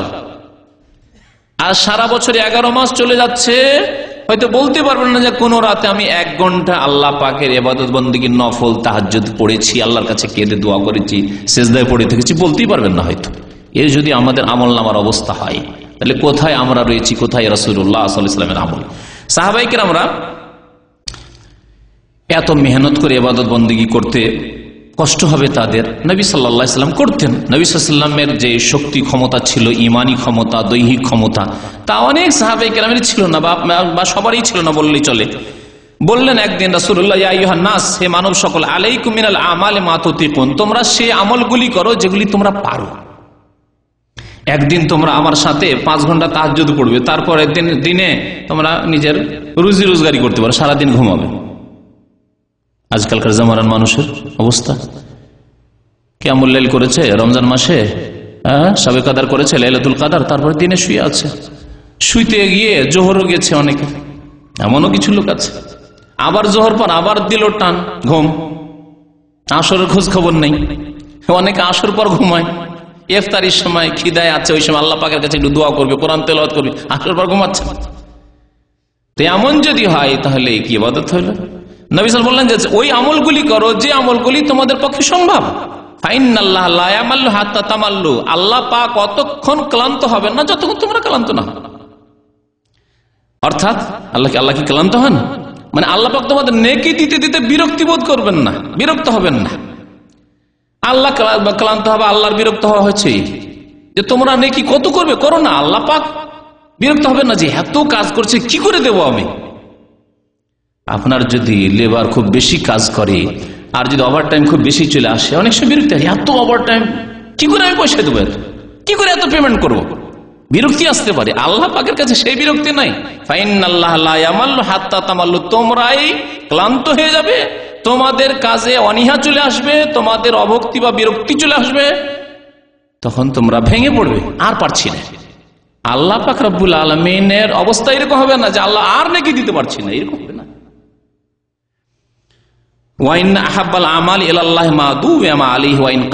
সবচেয়ে প্রিয় আমল হচ্ছে যে আমল স্থায়ী হয় যদিও কম হয়। তোমরা 4 ঘন্টা 5 ঘন্টা তাহাজ্জুদ আমার মতো পড়িও না, তোমরা 1 ঘন্টাই করো, 1.5 ঘন্টাই করো, 2 ঘন্টাই করো, কিন্তু স্থায়ী করার চেষ্টা করো। ওয়াকানা আলু মুহাম্মাদিন সাল্লাল্লাহু আলাইহি ওয়াসাল্লাম, আয়েশা রাদিয়াল্লাহু তাআলা বলছেন রাসূলুল্লাহ সাল্লাল্লাহু আলাইহি ওয়াসাল্লামের পরিবারগণ কি করতে, এজা আমেলু আমালান আসবাতুহু, যে কোনো আমল করলে স্থায়ীভাবে করতেন। এমন না যে একদিন 2 দিন করলেন, 1 সপ্তাহ 2 সপ্তাহ করলেন, তারপরে ছেড়ে দিলেন, গেল, মাসকে মাস নেই। নামাজের ক্ষেত্রেও, রোজার ক্ষেত্রে এমন নয় যে 1 মাসে হয়তো 5টি 7টি নফল রোজা রাখলাম, আর 1 মাসে 2 মাস 3 মাস 4 মাস রোজাই নেই নফল, এমন কাজ করতেন না সাহাবায়ে কেরামরা। এবং বিশেষ করে রাসূলুল্লাহ সাল্লাল্লাহু আলাইহি ওয়াসাল্লামের আলে বাইত, বলছেন আলো মুহাম্মদ সাল্লাল্লাহু আলাইহি ওয়াসাল্লাম, রাসূলুল্লাহ আলে বাইত অর্থাৎ তার বিবিগণ, তার মেয়েরা, তার বংশের লোকেরা, এজা আমেলু আমালান, যখনই কোন আমল করতেন আসবাতুহু। আরেকটি হাদিস রয়েছে মা আয়েশা রাদিয়াল্লাহু তাআলা আনহা সম্পর্কে স্বয়ং, যে মা আয়েশা রাদিয়াল্লাহু কোনো আমল শুরু করে দিলে সেটা স্থায়ীভাবে করতেন। সোমবারের রোজা নিয়মিত করে যাচ্ছেন, বৃহস্পতিবার রোজা নিয়মিত করে যাচ্ছেন, তাহাজ্জুদ পড়ছেন নিয়মিত পড়ে যাচ্ছেন। এইভাবে তারা স্থায়ীভাবে নফল মুস্তাহাব আমলগুলি করতেন। একবার আয়েশা রাদিয়াল্লাহু তাআলা আনহাকে এক তাবেঈ আলকামা জিজ্ঞেস করছেন যে হালকানা রাসূলুল্লাহ সাল্লাল্লাহু আলাইহি ওয়াসাল্লাম ইয়াখতাসু মিনাল আইয়ামে শাইআন, রাসূলুল্লাহ সাল্লাল্লাহু আলাইহি ওয়াসাল্লাম কি বিশেষ কোনো দিনে কোনো বিশেষ আমল করতেন বা বিশেষ রাতে? কালাত না, রাসূলুল্লাহ সাল্লাল্লাহু আলাইহি ওয়াসাল্লাম সারা বছর বিশেষ কোনো রাতে সবিনা পড়তে হবে আর এই রাত জাগতে হবে যে বিদাতীদের মধ্যে আছে, ওইসব করতেন না। বিশেষ রাতে বিশেষ দিনে কোনো বিশেষ আমল এইরকম কাজ করতেন না। কানা আমালহু দিমা, রাসূলুল্লাহ সাল্লাল্লাহু আলাইহি ওয়াসাল্লামের আমল হচ্ছে স্থায়ী, দিমা স্থায়িত্ব ছিল, সে আমলে কন্টিনিউ করে যেতেন। এমন নয় যে বিশেষ একটি দিন বিশেষ একটি রাত চলছে, এটি হচ্ছে ইবাদতের রাত, এরকম করতেন না। ওয়া আইয়ুকুম ইউতিকু মা কানা রাসূলুল্লাহ সাল্লাল্লাহু আলাইহি ওয়াসাল্লাম ইউতিকু, তোমাদের মধ্যে কে আছে যে রাসূলুল্লাহ সাল্লাল্লাহু আলাইহি ওয়াসাল্লামের মতো সক্ষম হবে আল্লাহ রাসূল সাল্লাল্লাহু আলাইহি ওয়াসাল্লাম যেভাবে স্থায়ীভাবে দীর্ঘ তাহাজ্জুদ পড়তেন, রাত জাগরণ করতেন, ইবাদত বন্দি করতেন, মেহনত পরিশ্রম করতেন, তোমাদের কেউ কি এরকম পারবে? সহিহ বুখারী শরীফের হাদিস। একটি কথা এর একটু আগে বলেছি যে ফরজের ক্ষেত্রে কোনো রকমের ছাড় নেই, যে ফরজে আপনি কম করবেন বেশি করবেন, এই ইখতিয়ার দেওয়া হয়নি। আল্লাহ পাক কোরআনে কারীমে ইরশাদ করেছেন, ওমা কানা লিমুমিনিন ওয়ালা মুমিনাতিন ইযা কাদাল্লাহু ওয়া রাসূলুহু আমরান আন ইয়াকুনা লাহুমুল খিয়ারাতু মিন আমরিহিম। কোন মুমিন পুরুষের অথবা মুমিন নারীর এই ইখতিয়ার নেই যে আল্লাহ পাক বা তার রাসূল যখন ফয়সালা করে দেবে, ইযা কাদাল্লাহু ওয়া রাসূলুহু আমরান, আল্লাহ অথবা রাসূলের ফয়সালা, শুধু কোরআনের কথা নয়, হাদিসে এসেছে আল্লাহর ফয়সালা হয়ে গেছে, রাসূলের ফয়সালা হয়ে গেছে, কোনো আদেশ হয়ে গেছে, ফরজ আদেশ, ওয়াজিব আদেশ হয়ে গেছে, তারপরে তাদের তাতে অপশন থাকবে, ইখতিয়ার থাকবে, চয়েস থাকবে, পারলে করলাম, না হয় করলাম না, আজকে পারলাম করলাম, আরেকদিন করলাম না, আজকে ফজরটা পড়লাম, আগামী দিন পারলাম না, আজকে সুস্থ আছি পড়লাম, আজকে ক্লান্ত আছি পড়লাম না, একবার বাদ দিলাম, তা চলবে না। আল্লাহ পাক যতটুকু ছাড় দিয়েছেন ততটুকু। আল্লাহ পাক মুসাফিরের কসর আল্লাহ কবুল করেছেন, তাই না? মুসাফির 4 রাকাত বিশিষ্ট নামাজে 2 রাকাত পড়বে। আপনি যদি বাড়িতেই আপনি কসর করা শুরু করেন, চলবে? আপনাকে এখানে ছাড় দেওয়া হয়নি। আপনি যদি 17 রাকাত নামাজ নিজে থেকে ডিসকাউন্ট করে নেন যে আমি এখানে ডিসকাউন্ট নেব, চলবে না? এখানে আল্লাহ পাক ডিসকাউন্ট করেননি। তো বলছিলাম যে ফরজ নামাজে কম বেশি করা চলবে না, এই কথাটি একটি বেদুইনি বুঝতো। এই বিষয়টি একটি যাযাবর যে অসভ্য ছিল তারাও বুঝত, কিন্তু আজকালকার অধিকাংশ মুসলিম বোঝে না যে 5 ওয়াক্ত নামাজে কোন রকমের ঘাটতি চলবে না, আর ঘাটতি করে ইসলাম থাকবে না, মুসলিম থাকবে না, এই কথা বুঝে না। দেখুন বলছেন তালহা বিন উবাইদুল্লাহ আশরা মুবাশশারের একজন, তিনি যা রাজুলুন ইলা রাসূলিল্লাহ সাল্লাল্লাহু আলাইহি ওয়াসাল্লাম, আল্লাহ রাসূল সাল্লাল্লাহু আলাইহি ওয়াসাল্লামের সামনে একজন লোক আসলো, মিন আহলে নাজদ, নাজদ থেকে।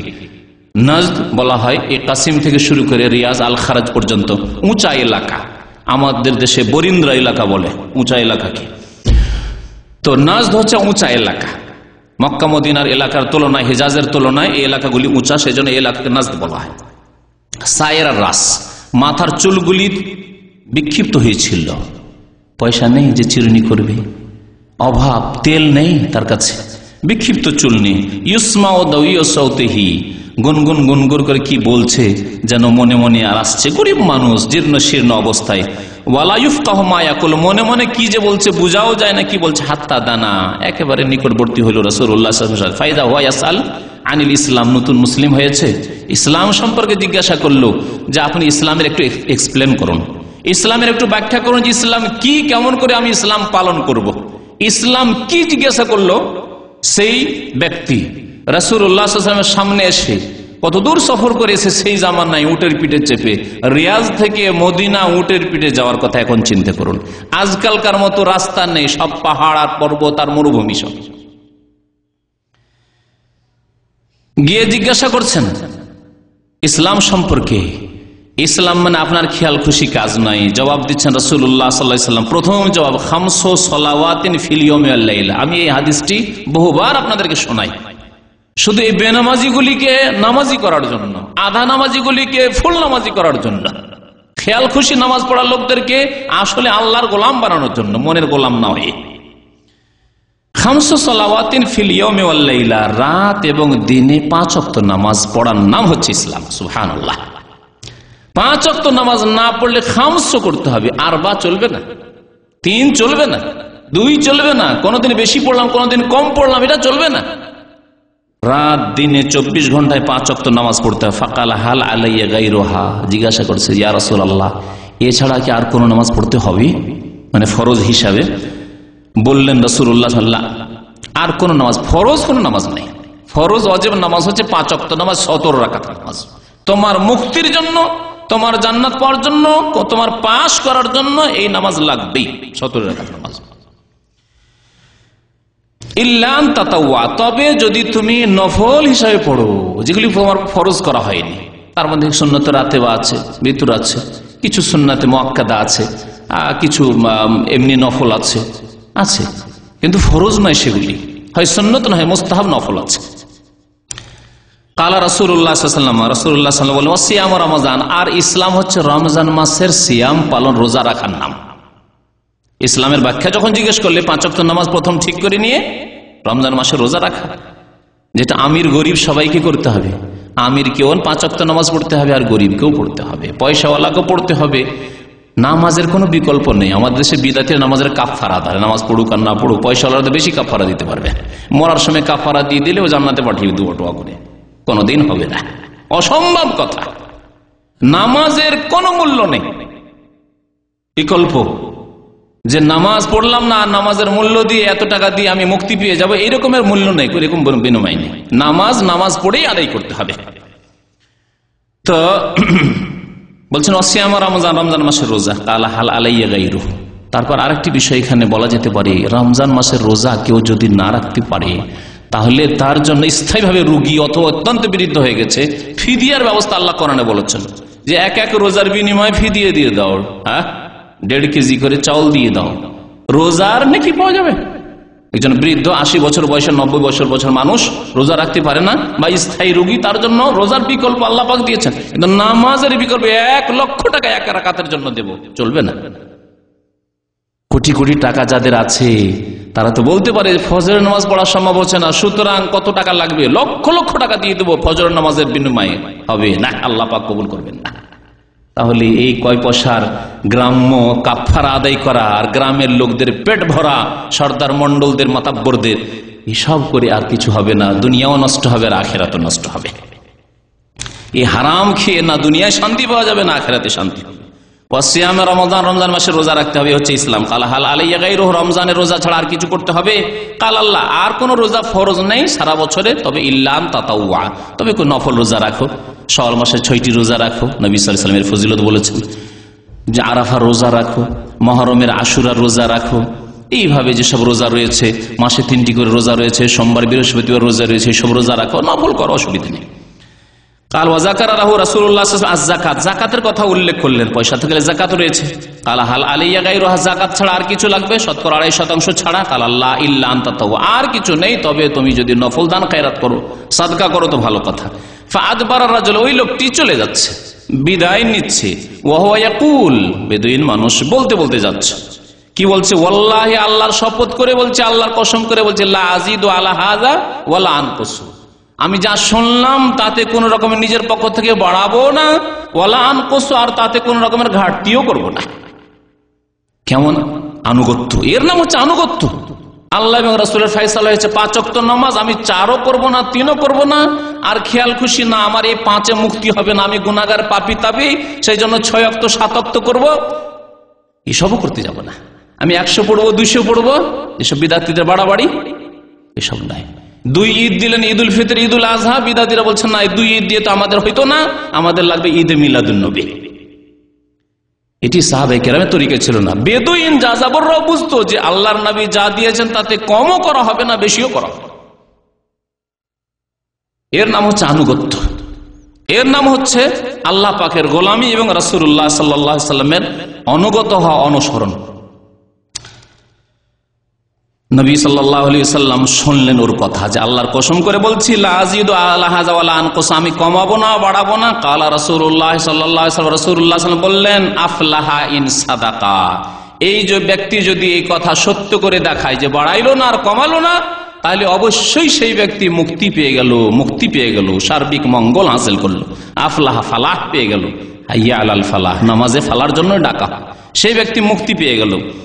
এর কাছাকাছি আরেকটি হাদিস রয়েছে, আবু হুরায়রা রাদিয়াল্লাহু তাআলা আনহু বর্ণনা করছেন, বলছেন যে এক বেদুইন, আরবি, আরবি মানে যাযাবর, যারা একেবারে বেদুইন হয়ে, আজকালও কিছু অল্প স্বল্প লোক আছে, ওই খেমা লাগিয়ে, তাঁবু লাগিয়ে 2-4 দিন 10 দিন থাকলো, বকরি ছাগল উট চড়াচ্ছে, ওখানে ঘাস পানি শেষ হয়ে গেল, ওখান থেকে আবার অন্য জায়গায় চলে, তাদের কোনো বাড়ি ঘর নেই, এটাকে বলে আরবি, বেদুইন। আসলো আতান নবী সাল্লাল্লাহু আলাইহি ওয়াসাল্লাম, নবী সাল্লাল্লাহু আলাইহি ওয়াসাল্লামের দরবারে এসে বলছে, দুল্লানি আলা আমালিন ইযা আমিলতুহু দাখালতুল জান্নাহ, হে নবী সাল্লাল্লাহু আলাইহি ওয়াসাল্লাম, আপনি আমাকে এমন আমল বলে দেন যে আমল যদি আমি করি তাহলে জান্নাতে দাখিল হইতে পারবো। জান্নাতে যাওয়ার কত আশা আকাঙ্ক্ষা, আমরা এইরকম এই আগ্রহ আমরা রাখি না যে এমন আমল, কিছু আমল চাই যে আমলগুলি করলে জান্নাতে যেতে পারবো, এবং সহি আমল চাই, কোরআন এবং হাদিসের আমল চাই। যাচাই বাছাই করব, বিদাতি কথা না হয়, ভুল কথা না হয়।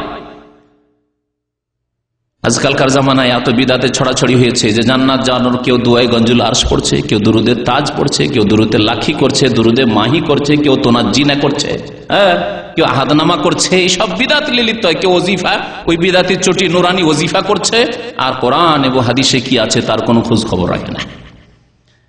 জান্নাতে যেতে চাইলে নির্ভেজাল রাস্তার উপর আসতে হবে। রাসূলুল্লাহ সাল্লাল্লাহু আলাইহি সাল্লাম থেকে প্রমাণিত কিনা এই কাজগুলি, আমলগুলি যে করছি, আমাকে যাচাই করে দেখতে হবে না। জালের জামানা, যদি জাল টাকা শোনেন যে মার্কেটে জাল টাকার খুব ছড়াছড়ি হয়েছে, 500 টাকা নোট নাকি খুব জাল হয়েছে, তাহলে টাকা কি চেক করে নেবেন না? অবশ্যই চেক করবেন। শিরক বিদআতের জামানা আজকাল, সুতরাং আপনাকে প্রত্যেকটা আমল চেক করে নিতে হবে যে আমলটি করছি এটা সহিহ না জয়ীফ, না জাল না মিথ্যা। জান্নাতে যাব এইরকম কোন আমল বলে দেন। নবী সাল্লাল্লাহু আলাইহি ওয়াসাল্লাম বলে তা'বুদুল্লাহ ওয়া লা তুশরিকু বিহি, একমাত্র আল্লাহর ইবাদত করবে, আল্লাহর সাথে কাউকে শরীক করবে না। ওয়া তুকিমুস সালাতাল মাকতুবা, ফরজ নামাজ আদায় করবে। 2 নম্বরে বলেন ওয়া তুআদ্দিস যাকাতাল মাফরুজা, ফরজ যাকাত আদায় করবে। ওয়া তাসুমু রমজান, রমজান মাসে রোজা রাখবে। কাল ওয়াল্লাযী নাফসি বিয়াদিহি, সেই ব্যক্তি বলছে আল্লাহর কসম করে বলছে যার হাতে আমার প্রাণ রয়েছে, জীবন রয়েছে, লা আযীদু আলা হাযা, আমি এর বেশি করব না, ফরজ এর বেশি করব না। অল্প আমলও যদি হয় কিন্তু ফরজ ওয়াজিবকে আপনি ঠিক রেখেছেন, তাহলে জান্নাত পাওয়া যাবে।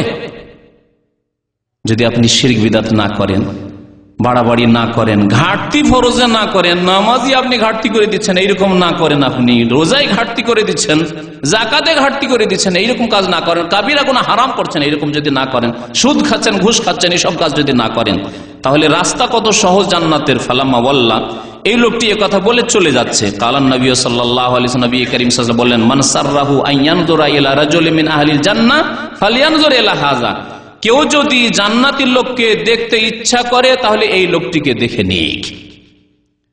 যা যাব বকরি চড়াই, উট চড়াই, সেই লোকটি সম্পর্কে বলছেন রাসূলুল্লাহ সাল্লাল্লাহু আলাইহি ওয়াসাল্লাম মান সাররাহু আন ইয়ানজুরা ইলা রাজুলিন মিন আহলিল জান্নাহ, কেউ যদি জান্নাতের লোক দেখতে চায় ফালইয়ানজুর ইলা হাযা, এই লোকটিকে দেখে নিক, এই লোক জান্নাতি। কি জন্য? সে 5 ওয়াক্ত নামাজে ওয়াদা করলো কোনো ঘাটতি করব না, যাকাতে কোনো ঘাটতি করব না, আমি একমাত্র আল্লাহর ইবাদত করব, শিরক করব না, কবর মাজারে যাব না শিরক করতে, সেখানে পাবো বলে যাব না, তারকে দেব বলে যাব। যদি কবরে যেতে হয়, কাঁচা কবরে যেতে হবে গ্রামের, যে তাদেরকে দেব, তাদেরকে সালাম দেব, তাদের কাছে দোয়া করব না, তাদের জন্য দোয়া করবো আল্লাহ পাকের কাছে, আল্লাহ এরা গুনাহগার হয়ে হয়তো রয়েছে, এদের কবরে হয়তো আযাব রয়েছে, আল্লাহ এদের মাফ করে দাও, এই জন্য যাব। আর কবরে গেলে কিছু পাবো, চাদর চড়িয়ে আসবো, মনের আশা পূরণ হবে, বাসনা পূরণ হবে, এসব শিরক করতে যাই না, তাহলে জান্নাত পাওয়া যাবে। নবী করিম সাল্লাল্লাহু আলাইহি ওয়াসাল্লাম জান্নাতের নিশ্চয়তা দিলেন কেউ যদি 5 ওয়াক্ত নামাজ আদায় করে। নবী করিম সাল্লাল্লাহু আলাইহি ওয়াসাল্লাম বিদায় হজে, হাজ্জাতুল ওয়াদা, বিদায় হজে যে খুতবা দিয়েছিলেন তার একটি অংশে বলেছিলেন ইত্তাকুল্লাহ রাব্বাকুম, হে মানুষ তোমরা তোমাদের রব আল্লাহকে ভয় করো, ওয়াসাল্লু খামসাকুম, তোমরা 5 ওয়াক্ত নামাজ কায়েম করো, ওয়াসুমু শাহরাকুম, তোমাদের মাহে রমজানের রোজা রাখো, ওয়াআদ্দু যাকাতা আমওয়ালিকুম, আর তোমাদের মালের যাকাত আদায় করো, ওয়াআতিউ যা আমরিকুম, তোমাদের যে নেতৃস্থানীয় ব্যক্তি যারা রয়েছে, শাসক রয়েছে, তাদের আনুগত্য করো, বিদ্রোহ ঘোষণা করিও না, তাদের বিরুদ্ধে বেরিয়ে পড়িও না। তাদখুলু জান্নাত রাব্বিকুম, তাহলে তোমরা রবের জান্নাতে প্রবেশ করবে, রবের জান্নাতে প্রবেশ করবে। সাল্লু খামসাকুম, 5 ওয়াক্ত নামাজ পড়লে নবী করিম সাল্লাল্লাহু আলাইহি ওয়াসাল্লাম বলছেন আবু উমামার ছাত্র তাবেঈ, যে আবু উমামাকে জিজ্ঞাসা করলাম যে আপনি রাসূলুল্লাহ সাল্লাল্লাহু আলাইহি ওয়াসাল্লামের কাছে কখন শুনেছেন এই কথাটি? বলছে হাযাল হাদিস সামিতু আনা ইবনু 30 সানা, এই হাদিসটি আমার বয়স যখন 30 বছর তখন শুনেছি। দীর্ঘদিন পরে তিনি বর্ণনা করছেন এই হাদিসটি, হাদিসটি তিরমিজিতে রয়েছে। নবী করিম সাল্লাল্লাহু আলাইহি ওয়াসাল্লামের আরেকটি হাদিস দিয়ে শেষ করছি। যখন মদিনায় হিজরত করে আসলেন রাসূলুল্লাহ সাল্লাল্লাহু আলাইহি ওয়াসাল্লাম, হাদিস মুসনাদ আহমদে রয়েছে, ইবনে মাজাতে রয়েছে, তিরমিজিতে রয়েছে। লাম্মা কাদিমান নবী সাল্লাল্লাহু আলাইহি ওয়াসাল্লাম মদিনাতে, মদিনায় যখন হিজরত করে আসলেন, ইনজাফালান নাসু কিবালাহু, তাকে দেখার জন্য লোকের ঢল নেমে পড়ল, এত ভিড়, সারা মদিনার লোক, মুসলিম অমুসলিম, ইহুদিরা বাস করতো, মুশরিক, সবাই দেখার জন্য এসেছে। শুনছি এতদিন থেকে, আর যেই লোক আসেনি এখন মদিনায়, আর মদিনার আওস খাজরাজের অধিকাংশ লোকই মুসলমান হয়ে গেছে, কে তিনি দেখব, দেখার জন্য সবাই ছুটেছেন। আর সবাই বলছে, সবারই মুখে এক কথা, কাদেমা রাসূলুল্লাহ সাল্লাল্লাহু আলাইহি ওয়াসাল্লাম, কাদেমা রাসূলুল্লাহ সাল্লাল্লাহু আলাইহি ওয়াসাল্লাম। বলছেন বর্ণনাকারী আব্দুল্লাহ বিন সালাম, ইহুদিদের সবচেয়ে বড় আলেম মদিনার ছিলেন তিনি, ইহুদি ধর্মের আলেম ছিলেন রাদিয়াল্লাহু তাআলা, পরে মুসলমান হয়ে গেছিলেন। বলছেন যে সবারই মুখে শুধু এক কথাই শুনছি যে আল্লাহ রসুল সাল্লাল্লাহু আলাইহি ওয়াসাল্লাম চলে এসেছেন, আল্লাহ রসুল আগমন করেছেন, আল্লাহ রসুল আগমন করেছেন সাল্লাল্লাহু আলাইহি ওয়াসাল্লাম। বলছেন ফাজিয়াতু ফিন্নাস, সবাই আসে, আমিও আসলাম। যদিও ইহুদি দেখতে যায়, দেখি তামাশা দেখতে অনেকে আসে, হয়তো মতের মিল নেই কিন্তু তামাশা দেখার জন্য অনেকে আসে। ফাজিয়াতু ফিন্নাস লিআনজুরা, দেখার জন্য। ফালাম্মা তাবায়্যানতু ওয়াজহাহু, যখন রাসূলুল্লাহ সাল্লাল্লাহু আলাইহি ওয়াসাল্লামের মোবারক চেহারা খুব গাঢ়ভাবে দেখলাম, ভালো করে দেখলাম, ভালো দৃষ্টি দিয়ে দেখলাম, আরাফতু আন্না ওয়াজহাহু লাইসা ওয়াজহু কাযযাব, আমার ইয়াকিন হয়ে গেল, দৃঢ় বিশ্বাস হয়ে গেল যে এত সুন্দর চেহারা, এত নুরানি চেহারা, এত বরকতময় চেহারা কোনদিন মিথ্যুক চেহারা হইতে পারে না, মিথ্যাবাদীর চেহারা মুখমণ্ডল হইতে পারে না। বিশ্বাস হয়ে গেল ইহুদিদের আলেম। কিন্তু আল্লাহ পাক হিদায়াত করবেন, অন্তরকে ফিরিয়ে দিয়েছেন আল্লাহ পাক। ফাকান আউয়ালা শাইইন সামিআতুহু তাকাল্লামা বিহি, রাসূলুল্লাহ সাল্লাল্লাহু আলাইহি ওয়াসাল্লাম সর্বপ্রথম যে কথাটি মদিনায় কদম রেখে বসে যে কথাটি বলেছিলেন, আন কালিয়া আইয়ুহান নাস, হে মানব সকল, হে মানব সকল, আফসুস সালাম, তোমরা বেশি বেশি সালামের প্রচার করো। সালামের প্রচার করলে মহব্বত বাড়বে, ভালোবাসা বাড়বে, মনের কালিমা, হিংসা বিদ্বেষ দূর হবে, শত্রুতা দূর হবে, ভুল বুঝাবুঝি দূর হবে। সালাম যদি দেন, আগে থেকে হয়তো কি এরকম ধারণা আছে লোকটি আমার শত্রু, বা লোকটি আমার মতের বিরোধী, লোকটি আমার তরিকায় নয়, সালাম আলাইকুম আগে থেকে দিলেন, না রে আমার ধারণা তো ভুল ছিল, লোকটি সম্পর্কে ভাবছিলাম যে না আমাদের হয়তো ঘৃণা করে বা আমাদের অহংকারী, কত রকমের যে আপনার অন্তরে অসহসা ছিল। আজকাল আকীদার ইখতিলাফ, হয়তো ভাবছিলেন লোকটি বিদাতি, যখন সালাম দিল না আগে থেকে সালাম দিয়েছে, তার মানে একবারে কট্টর না, লোক চলার মতো লোক। যদি এইরকম ধারণা থাকে কোনো ব্যক্তি সম্পর্কে যে লোক অহংকারী, আর যখনই সালাম দিবে, কে বললো অহংকারী? অহংকারী হলে আমাকে সালাম দেয়, আগে থেকে সালাম দিয়ে দিচ্ছে আমাকে, কত রকম ভুল দূর হবে। একবার হয়তো রাস্তায় সালাম দিয়েছিল, খেয়াল করেনি, আপনার মনে উল্টো ধারণায় না এ অহংকারী, সালামের জবাবই দেয় না। আর একদিন দেখছেন আপনাকে দেখতে পেয়েছে, আগে থেকে সালাম দিচ্ছে, সালাম আলাইকুম সালাম দিচ্ছে, আপনার সব ভুল ধারণা দূর হয়ে গেল, না ভুল কথা। তাহলে সেদিন খেয়াল করেননি, হয়তো অনেক ফায়দা রয়েছে, ভালোবাসা জন্মাবে, অন্তরে যেসব শত্রুতা বা ভুল বুঝাবুঝি আছে সেগুলি দূর হবে। আফসুস সালাম ও আতএমুত্তাম, আর গরিবদেরকে অন্নদান করো, গরিবদেরকে দিতে হবে। আর যারা সচ্ছলদের মধ্যে যারা নেক লোক, সৎ লোক, তাদেরকে খাওয়ান, যেমন নবী সাল্লাল্লাহু আলাইহি ওয়াসাল্লাম বলেছেন। ওয়াসিলুল আরহাম, আর তোমরা আত্মীয়দের সাথে সুসম্পর্ক রাখো। ওয়াসাল্লু বিল-লাইলি ওয়ান-নাসু নিয়াম, আর তোমরা রাত্রে নামাজ পড়ো যখন মানুষ ঘুমিয়ে থাকে। তাদখুলুল জান্নাতা বিসালাম, তাহলে তোমরা সহি সালামত নিরাপদে জান্নাতে যেতে পারবে। তাহলে জান্নাতে যাওয়ার জন্য সালামের প্রচার করতে বললেন নবী কারীম সাল্লাল্লাহু আলাইহি ওয়াসাল্লাম, যদিও সুন্নত কাজ, কিন্তু জান্নাতে যাওয়ার মাধ্যম রাস্তা। মানুষকে খাওয়াতে বললেন, খাওয়াবেন আপনি দুনিয়ার উদ্দেশ্য নয়, আল্লাহ সন্তুষ্টির উদ্দেশ্যে, জান্নাতে যাওয়ার রাস্তা। রাত্রে নামাজ পড়বেন, নফল নামাজ পড়বেন, তাহাজ্জুদের নামাজ পড়বেন, জান্নাতে যাওয়ার রাস্তা। নবী কারীম আত্মীয়দের সাথে সুসম্পর্ক রাখবেন। অনেকে হয়তো নামাজে ভালো, কিন্তু আত্মীয়দের সাথে সম্পর্ক রাখে না, আত্মীয়দের সাথে মনোমালিন্য, ভাই সম্পর্ক রাখে না, বাবা মায়ের সাথে সম্পর্ক রাখে না, শ্বশুর বাড়ির সাথে সম্পর্ক খারাপ, বিভিন্ন লোকের সাথে সম্পর্ক, গ্রামের লোকের সাথে সম্পর্ক খারাপ। শুধু আপনার নামাজ দিয়ে তো জান্নাতে যাওয়া যাবে না। জান্নাতে গেলে যেমন ইবাদতের দিক ঠিক থাকতে হবে, তেমন মুআমালাত, আদান প্রদান, চলাফেরার দিকটাও ঠিক থাকতে হবে। তাহলে তাদখুলুল জান্নাতা বিসালাম, সহি সালামত জান্নাতে যাবে। আল্লাহ পাক যেন বুঝার তৌফিক দান করেন।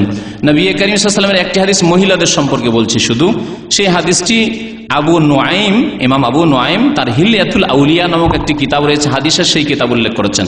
হাদিসটি সহিহ, আল্লামা নাসিরুদ্দিন আলবানী হাদিসটিকে সহিহ বলেছেন। আল মারআতু ইযা সাল্লাত খামসাহা, মহিলারা যদি 5 ওয়াক্ত নামাজ পড়ে, মহিলাদের দায়িত্ব পুরুষের চাইতে অনেক কম। মহিলাদের দায়িত্ব পুরুষের চাইতে অনেক কম। পুরুষের দায়িত্ব আছে রুজি রোজগার করে নিয়ে আসতে হবে, খাবার দিতে হবে, নিজের খাবার ব্যবস্থা করতে হবে, বাবা মা আছে তাদের খাবার ব্যবস্থা করতে হবে, স্ত্রী আছে তার ব্যবস্থা করতে হবে খাবারের, ছেলে মেয়েদের ভরণ পোষণের ব্যবস্থা করতে হবে, ইত্যাদি অনেক অনেক দায়িত্ব। ইবাদত বন্দেগী তো বাকি আছেই। মহিলাদের নবী সাল্লাল্লাহু আলাইহি ওয়াসাল্লাম বলছেন ইযা সাল্লাত খামসা, মহিলা আল মারআতু ইযা সাল্লাত খামসা, মহিলা মানুষ যদি 5 ওয়াক্ত নামাজ পড়ে, 5 ওয়াক্ত নামাজ পড়ে, মহিলার এই দায়িত্ব নেই যে বাবা মা আছে তাদের খাওয়াইতে হবে। বাবা মায়ের খাবার জন্য তার ভাইয়েরা রয়েছে, তাদের দায়িত্ব। আর ভাইয়েরা না থাকে তার চাচা রয়েছে, আত্মীয় স্বজন রয়েছে, তাদের দায়িত্ব, মহিলার দায়িত্ব নয়। যে আমার বাবার জন্য রুজি রোজগার করতে হবে, গার্মেন্টসে চাকরি করতে যেতে হবে, তাহলেই আমার বাবা মাকে খাওয়াইতে পারবে, এটি আমার উপর ফরজ না, ফরজ নয়। তবে আল্লাহ পাক যদি রুজির কোনো রাস্তা দিয়ে দেয়, ইসলাম পালন করে, ইসলামের হেফাজত করে, পর্দার হেফাজত করে রুজির ব্যবস্থা দেয়, কাউকে চাকরির ব্যবস্থা দেয়, ভালো কথা। কিন্তু ফরজ ওয়াজিব ঠিক রেখে, পর্দা ঠিক রেখে, ইবাদত বন্দেগী আল্লাহ পাকে ঠিক রেখে। ওয়াসামাত শাহরা, মহিলা যদি রমজান মাসে রোজা রাখে, ওয়া হাসানাত ফারজা, লজ্জা স্থানের হেফাজত করে, সতীত্বকে ঠিক রাখে, পর্দা হিজাব যদি ঠিক থাকে, ওয়া আতাআত আল্লাহ, স্বামীর যদি আনুগত্য করে, কয়টি কাজ হইল? 5 ওয়াক্ত নামাজ পড়া, রমজান মাসে রোজা রাখা, আর লজ্জা স্থানের হেফাজত করা। নারী পুরুষ উভয়কেই করতে হবে। আল্লাহ পাক কোরআনে কারিমে সূরা নূরে যেমন নারীদেরকে আদেশ করেছেন, তেমন পুরুষদেরকেও আদেশ করেছেন। কুল্লিল মুমিনিনা ইয়াগুয্যু মিন আবসারিহিম ওয়া ইয়াহফাযু ফুরুজাহুম। ওই রকমই আল্লাহ পাক বলেছেন কুল্লিল মুমিনাতি ইয়াগুয্যুনা মিন আবসারিহিন্না ওয়া ইয়াহফাযনা ফুরুজাহুন্না।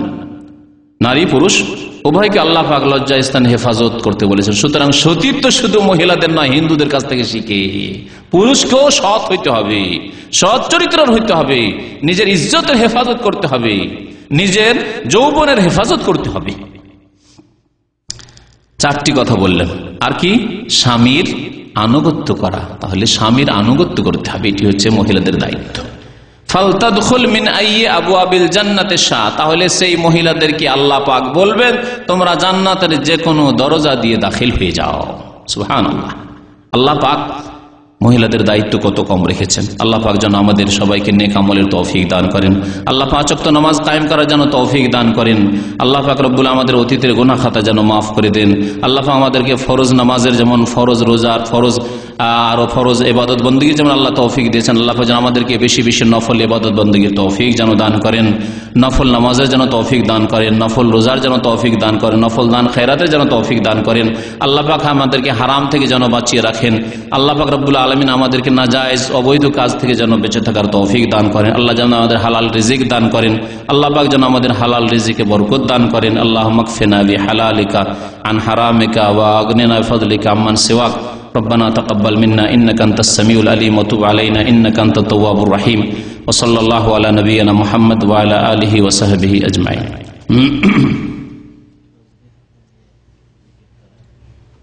তসবিহ নিয়ে একটা প্রশ্ন করেছে, যদি কারো প্রশ্ন থাকে তাহলে, আর যদি কারো তাড়াতাড়ি থেকে যেতে পারেন। তসবিহ দিয়ে, তসবিহের দানা দিয়ে জিকির করা বা তসবিহ এগুলো আজকাল আবার ইয়ে আছে, মেশিন আছে, খাট খাট খাট মারছে আজকাল, হ্যাঁ এইরকম কিছু আছে মনে হয়। তসবিহ দিয়ে জিকির করা, যারা কোরআন এবং হাদিসের অনুসারী উলামায়ে কেরাম তারা বলেছেন যে তসবিহ দিয়ে জিকির করা বা তসবিহ দিয়ে তসবিহ গণনা না করাই উচিত, বরং হাতে গণনা করাই সুন্নত। সুতরাং আপনি হাতকেই ব্যবহার করবেন, এটি হচ্ছে সুন্নত তরিকা।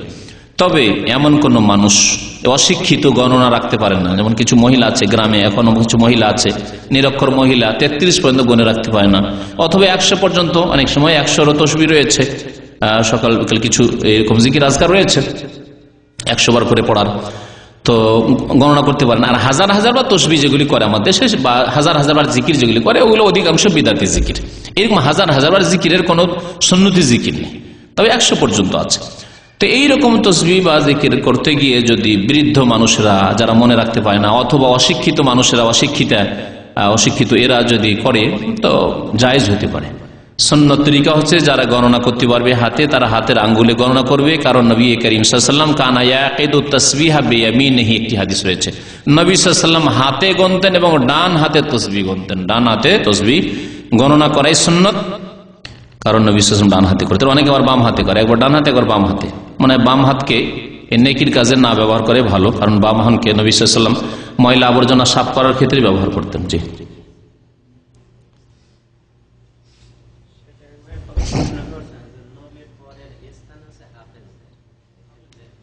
নবী সাল্লাল্লাহু আলাইহি ওয়াসাল্লামের পরে স্থান হচ্ছে হাফেজদের, এরকম কথা তো বলল সাহাবায়ে কেরামদের। নবী সাল্লাল্লাহু আলাইহি ওয়াসাল্লামের পরে স্থান সাহাবায়ে কেরাম, সিদ্দিকিন, আল্লাহ পাক মিনান নবিয়িনা ওয়াস সিদ্দিকিনা ওয়াশ শুহাদা, এইভাবে আল্লাহ পাক ওয়াস সালিহিন। কোরআনে কারীমে আল্লাহ পাক বলেছেন ওমাইয়ুতি আল্লাহ ওয়ার রাসূল, যারা আল্লাহ এবং রাসূল আনুগত্য করে, ফাউলাইকা, তারা পুরস্কৃতদের সাথে হবে, মাআল্লাযিনা আনআমাল্লাহু আলাইহিম, পুরস্কৃতদের সাথে থাকবে। তারা কে? প্রথম স্তরে নবীন, নবীগণ, নবী রাসূলগণ, ওয়াস সিদ্দিকিন, তারপর সিদ্দিকিন বলা হয়েছে, অতি সত্যবাদী। সিদ্দিকিনের ক্যাটাগরিতে ওই মর্যাদায় কারা আসবে? সাহাবায়ে কেরামের অধিকাংশ চলে আসবে, বা সবাই আসতে পারে, আল্লাহ ভালো জানেন। সিদ্দিকিন ও সোহাদা, তারপর শহীদগণ, তারপরে বলেছেন সোহাদা, শহীদগণ একটি তাফসীর, আর সোহাদা মানে ওলামা। সোহাদার আরেকটি তাফসীর হচ্ছে ইবনে উসাইমিন রাহমাতুল্লাহ লিখেছেন যে আল্লাহর ওয়াহদানিয়াত তাওহীদের একত্বের সাক্ষ্য দানকারী আল্লাহ উলুল ইলম কোরআনে কারীম বলেছেন। আর শাহাদা মানে শুধু শহীদ হয়েছে তারা নয়, শহীদ মানে হচ্ছে সাক্ষীও। তো আল্লাহর একত্বের সাক্ষী দাতা আল্লাহ পাক শাহিদ আল্লাহু আন্নাহু লা ইলাহা ইল্লা হুয়া ওয়াল মালায়েকাতু ওয়া উলুল ইলমি, উলামায়ে কেরামদেরকে বলেছেন। সুতরাং আলেমগণ, বিদ্বানগণ যারা কোরআন এবং হাদিসের, তাদের মর্যাদা 3 নম্বরে আসবে। তারপরে সলেহিন। সলেহিন কারা? সলেহিন যাদের হয়তো ওই রকম ইলম নেই কিন্তু সৎ আমল আছে, নেক আমল আছে, হারাম নেই, নাজায়েজ নেই, এবং ফরজ ওয়াজিব কোন রকমের সুন্নতে ঘাটতি নেই, যদিও হয়তো মুস্তাহাব অত বেশি নাও থাকতে পারে। সলেহিন তারা মুসলিমের, জি। আর তার নিচে আসবে ফাসিক, যারা যাদের গুনাহ আছে, নেকিও আছে, গুনাহ আছে, নেকি আছে। তার নিচে আসবে কাফেরিন, তারা পুরস্কৃত নয়, তারা মাগযুব আলাইহিম ওয়ালাদ দাল্লিনের মধ্যে আসবে। আল্লাহ পাক 3 ভাগে ভাগ করেছেন না সূরা ফাতিহায়। সূরা এক হচ্ছে আনআমতা আলাইহিম, পুরস্কৃত হচ্ছে নবিয়িন, সিদ্দিকিন, শুহাদা আর সলিহিন, তাই না? আর তার নিচে আছে ফাসিকিন আর কাফেরিন, মুশরিকিন, এগুলি আসবে। ওরা হচ্ছে গায়রুল মাগদুবি আলাইহিম ওয়ালাদ দাল্লিন, হয় অভিশপ্ত আর না হলে পথভ্রষ্ট।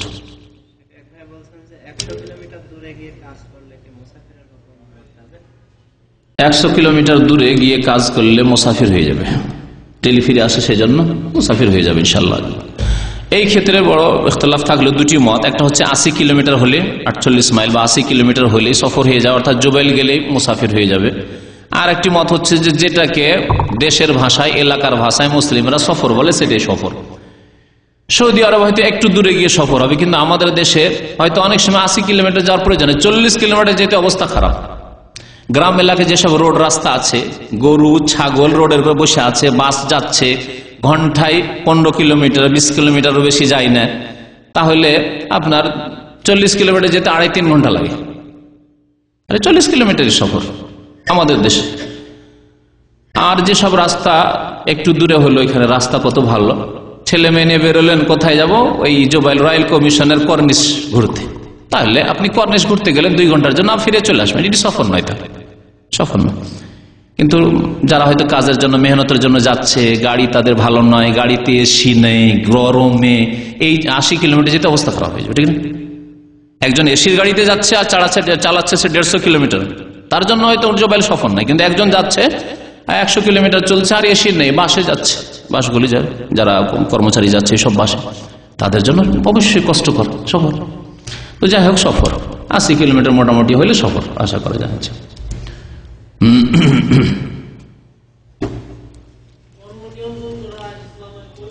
জন্ম নিয়ন্ত্রণ সম্পর্কে বছর খানেক আগে আলোচনা হয়েছে, বছর হয়তো হয়নি, বিস্তারিত 1.5 ঘন্টার আলোচনা আছে, সেটা শুনে নেবেন। জন্ম নিয়ন্ত্রণ যদি খাওয়ার ভয়ে করে যে খাওয়াতে পারবো না, তাহলে জায়েজ নাই। খাওয়াতে পারবো না তাহলে স্যার ইমানের ত্রুটি, সুতরাং জায়েজ নাই। আল্লাহর উপরে ভরসা রাখবে এবং আল্লাহ পাক খাওয়াবেন। নাহনু নারযুকুকুম ওয়া ইয়্যাহুম, আল্লাহ বলছেন তোমাদেরকে আমি খেতে দিই, তোমাদের সন্তানদেরকে আমি খেতে দিই। সুতরাং এই জন্য জন্ম নিয়ন্ত্রণ করা জায়েজ নাই।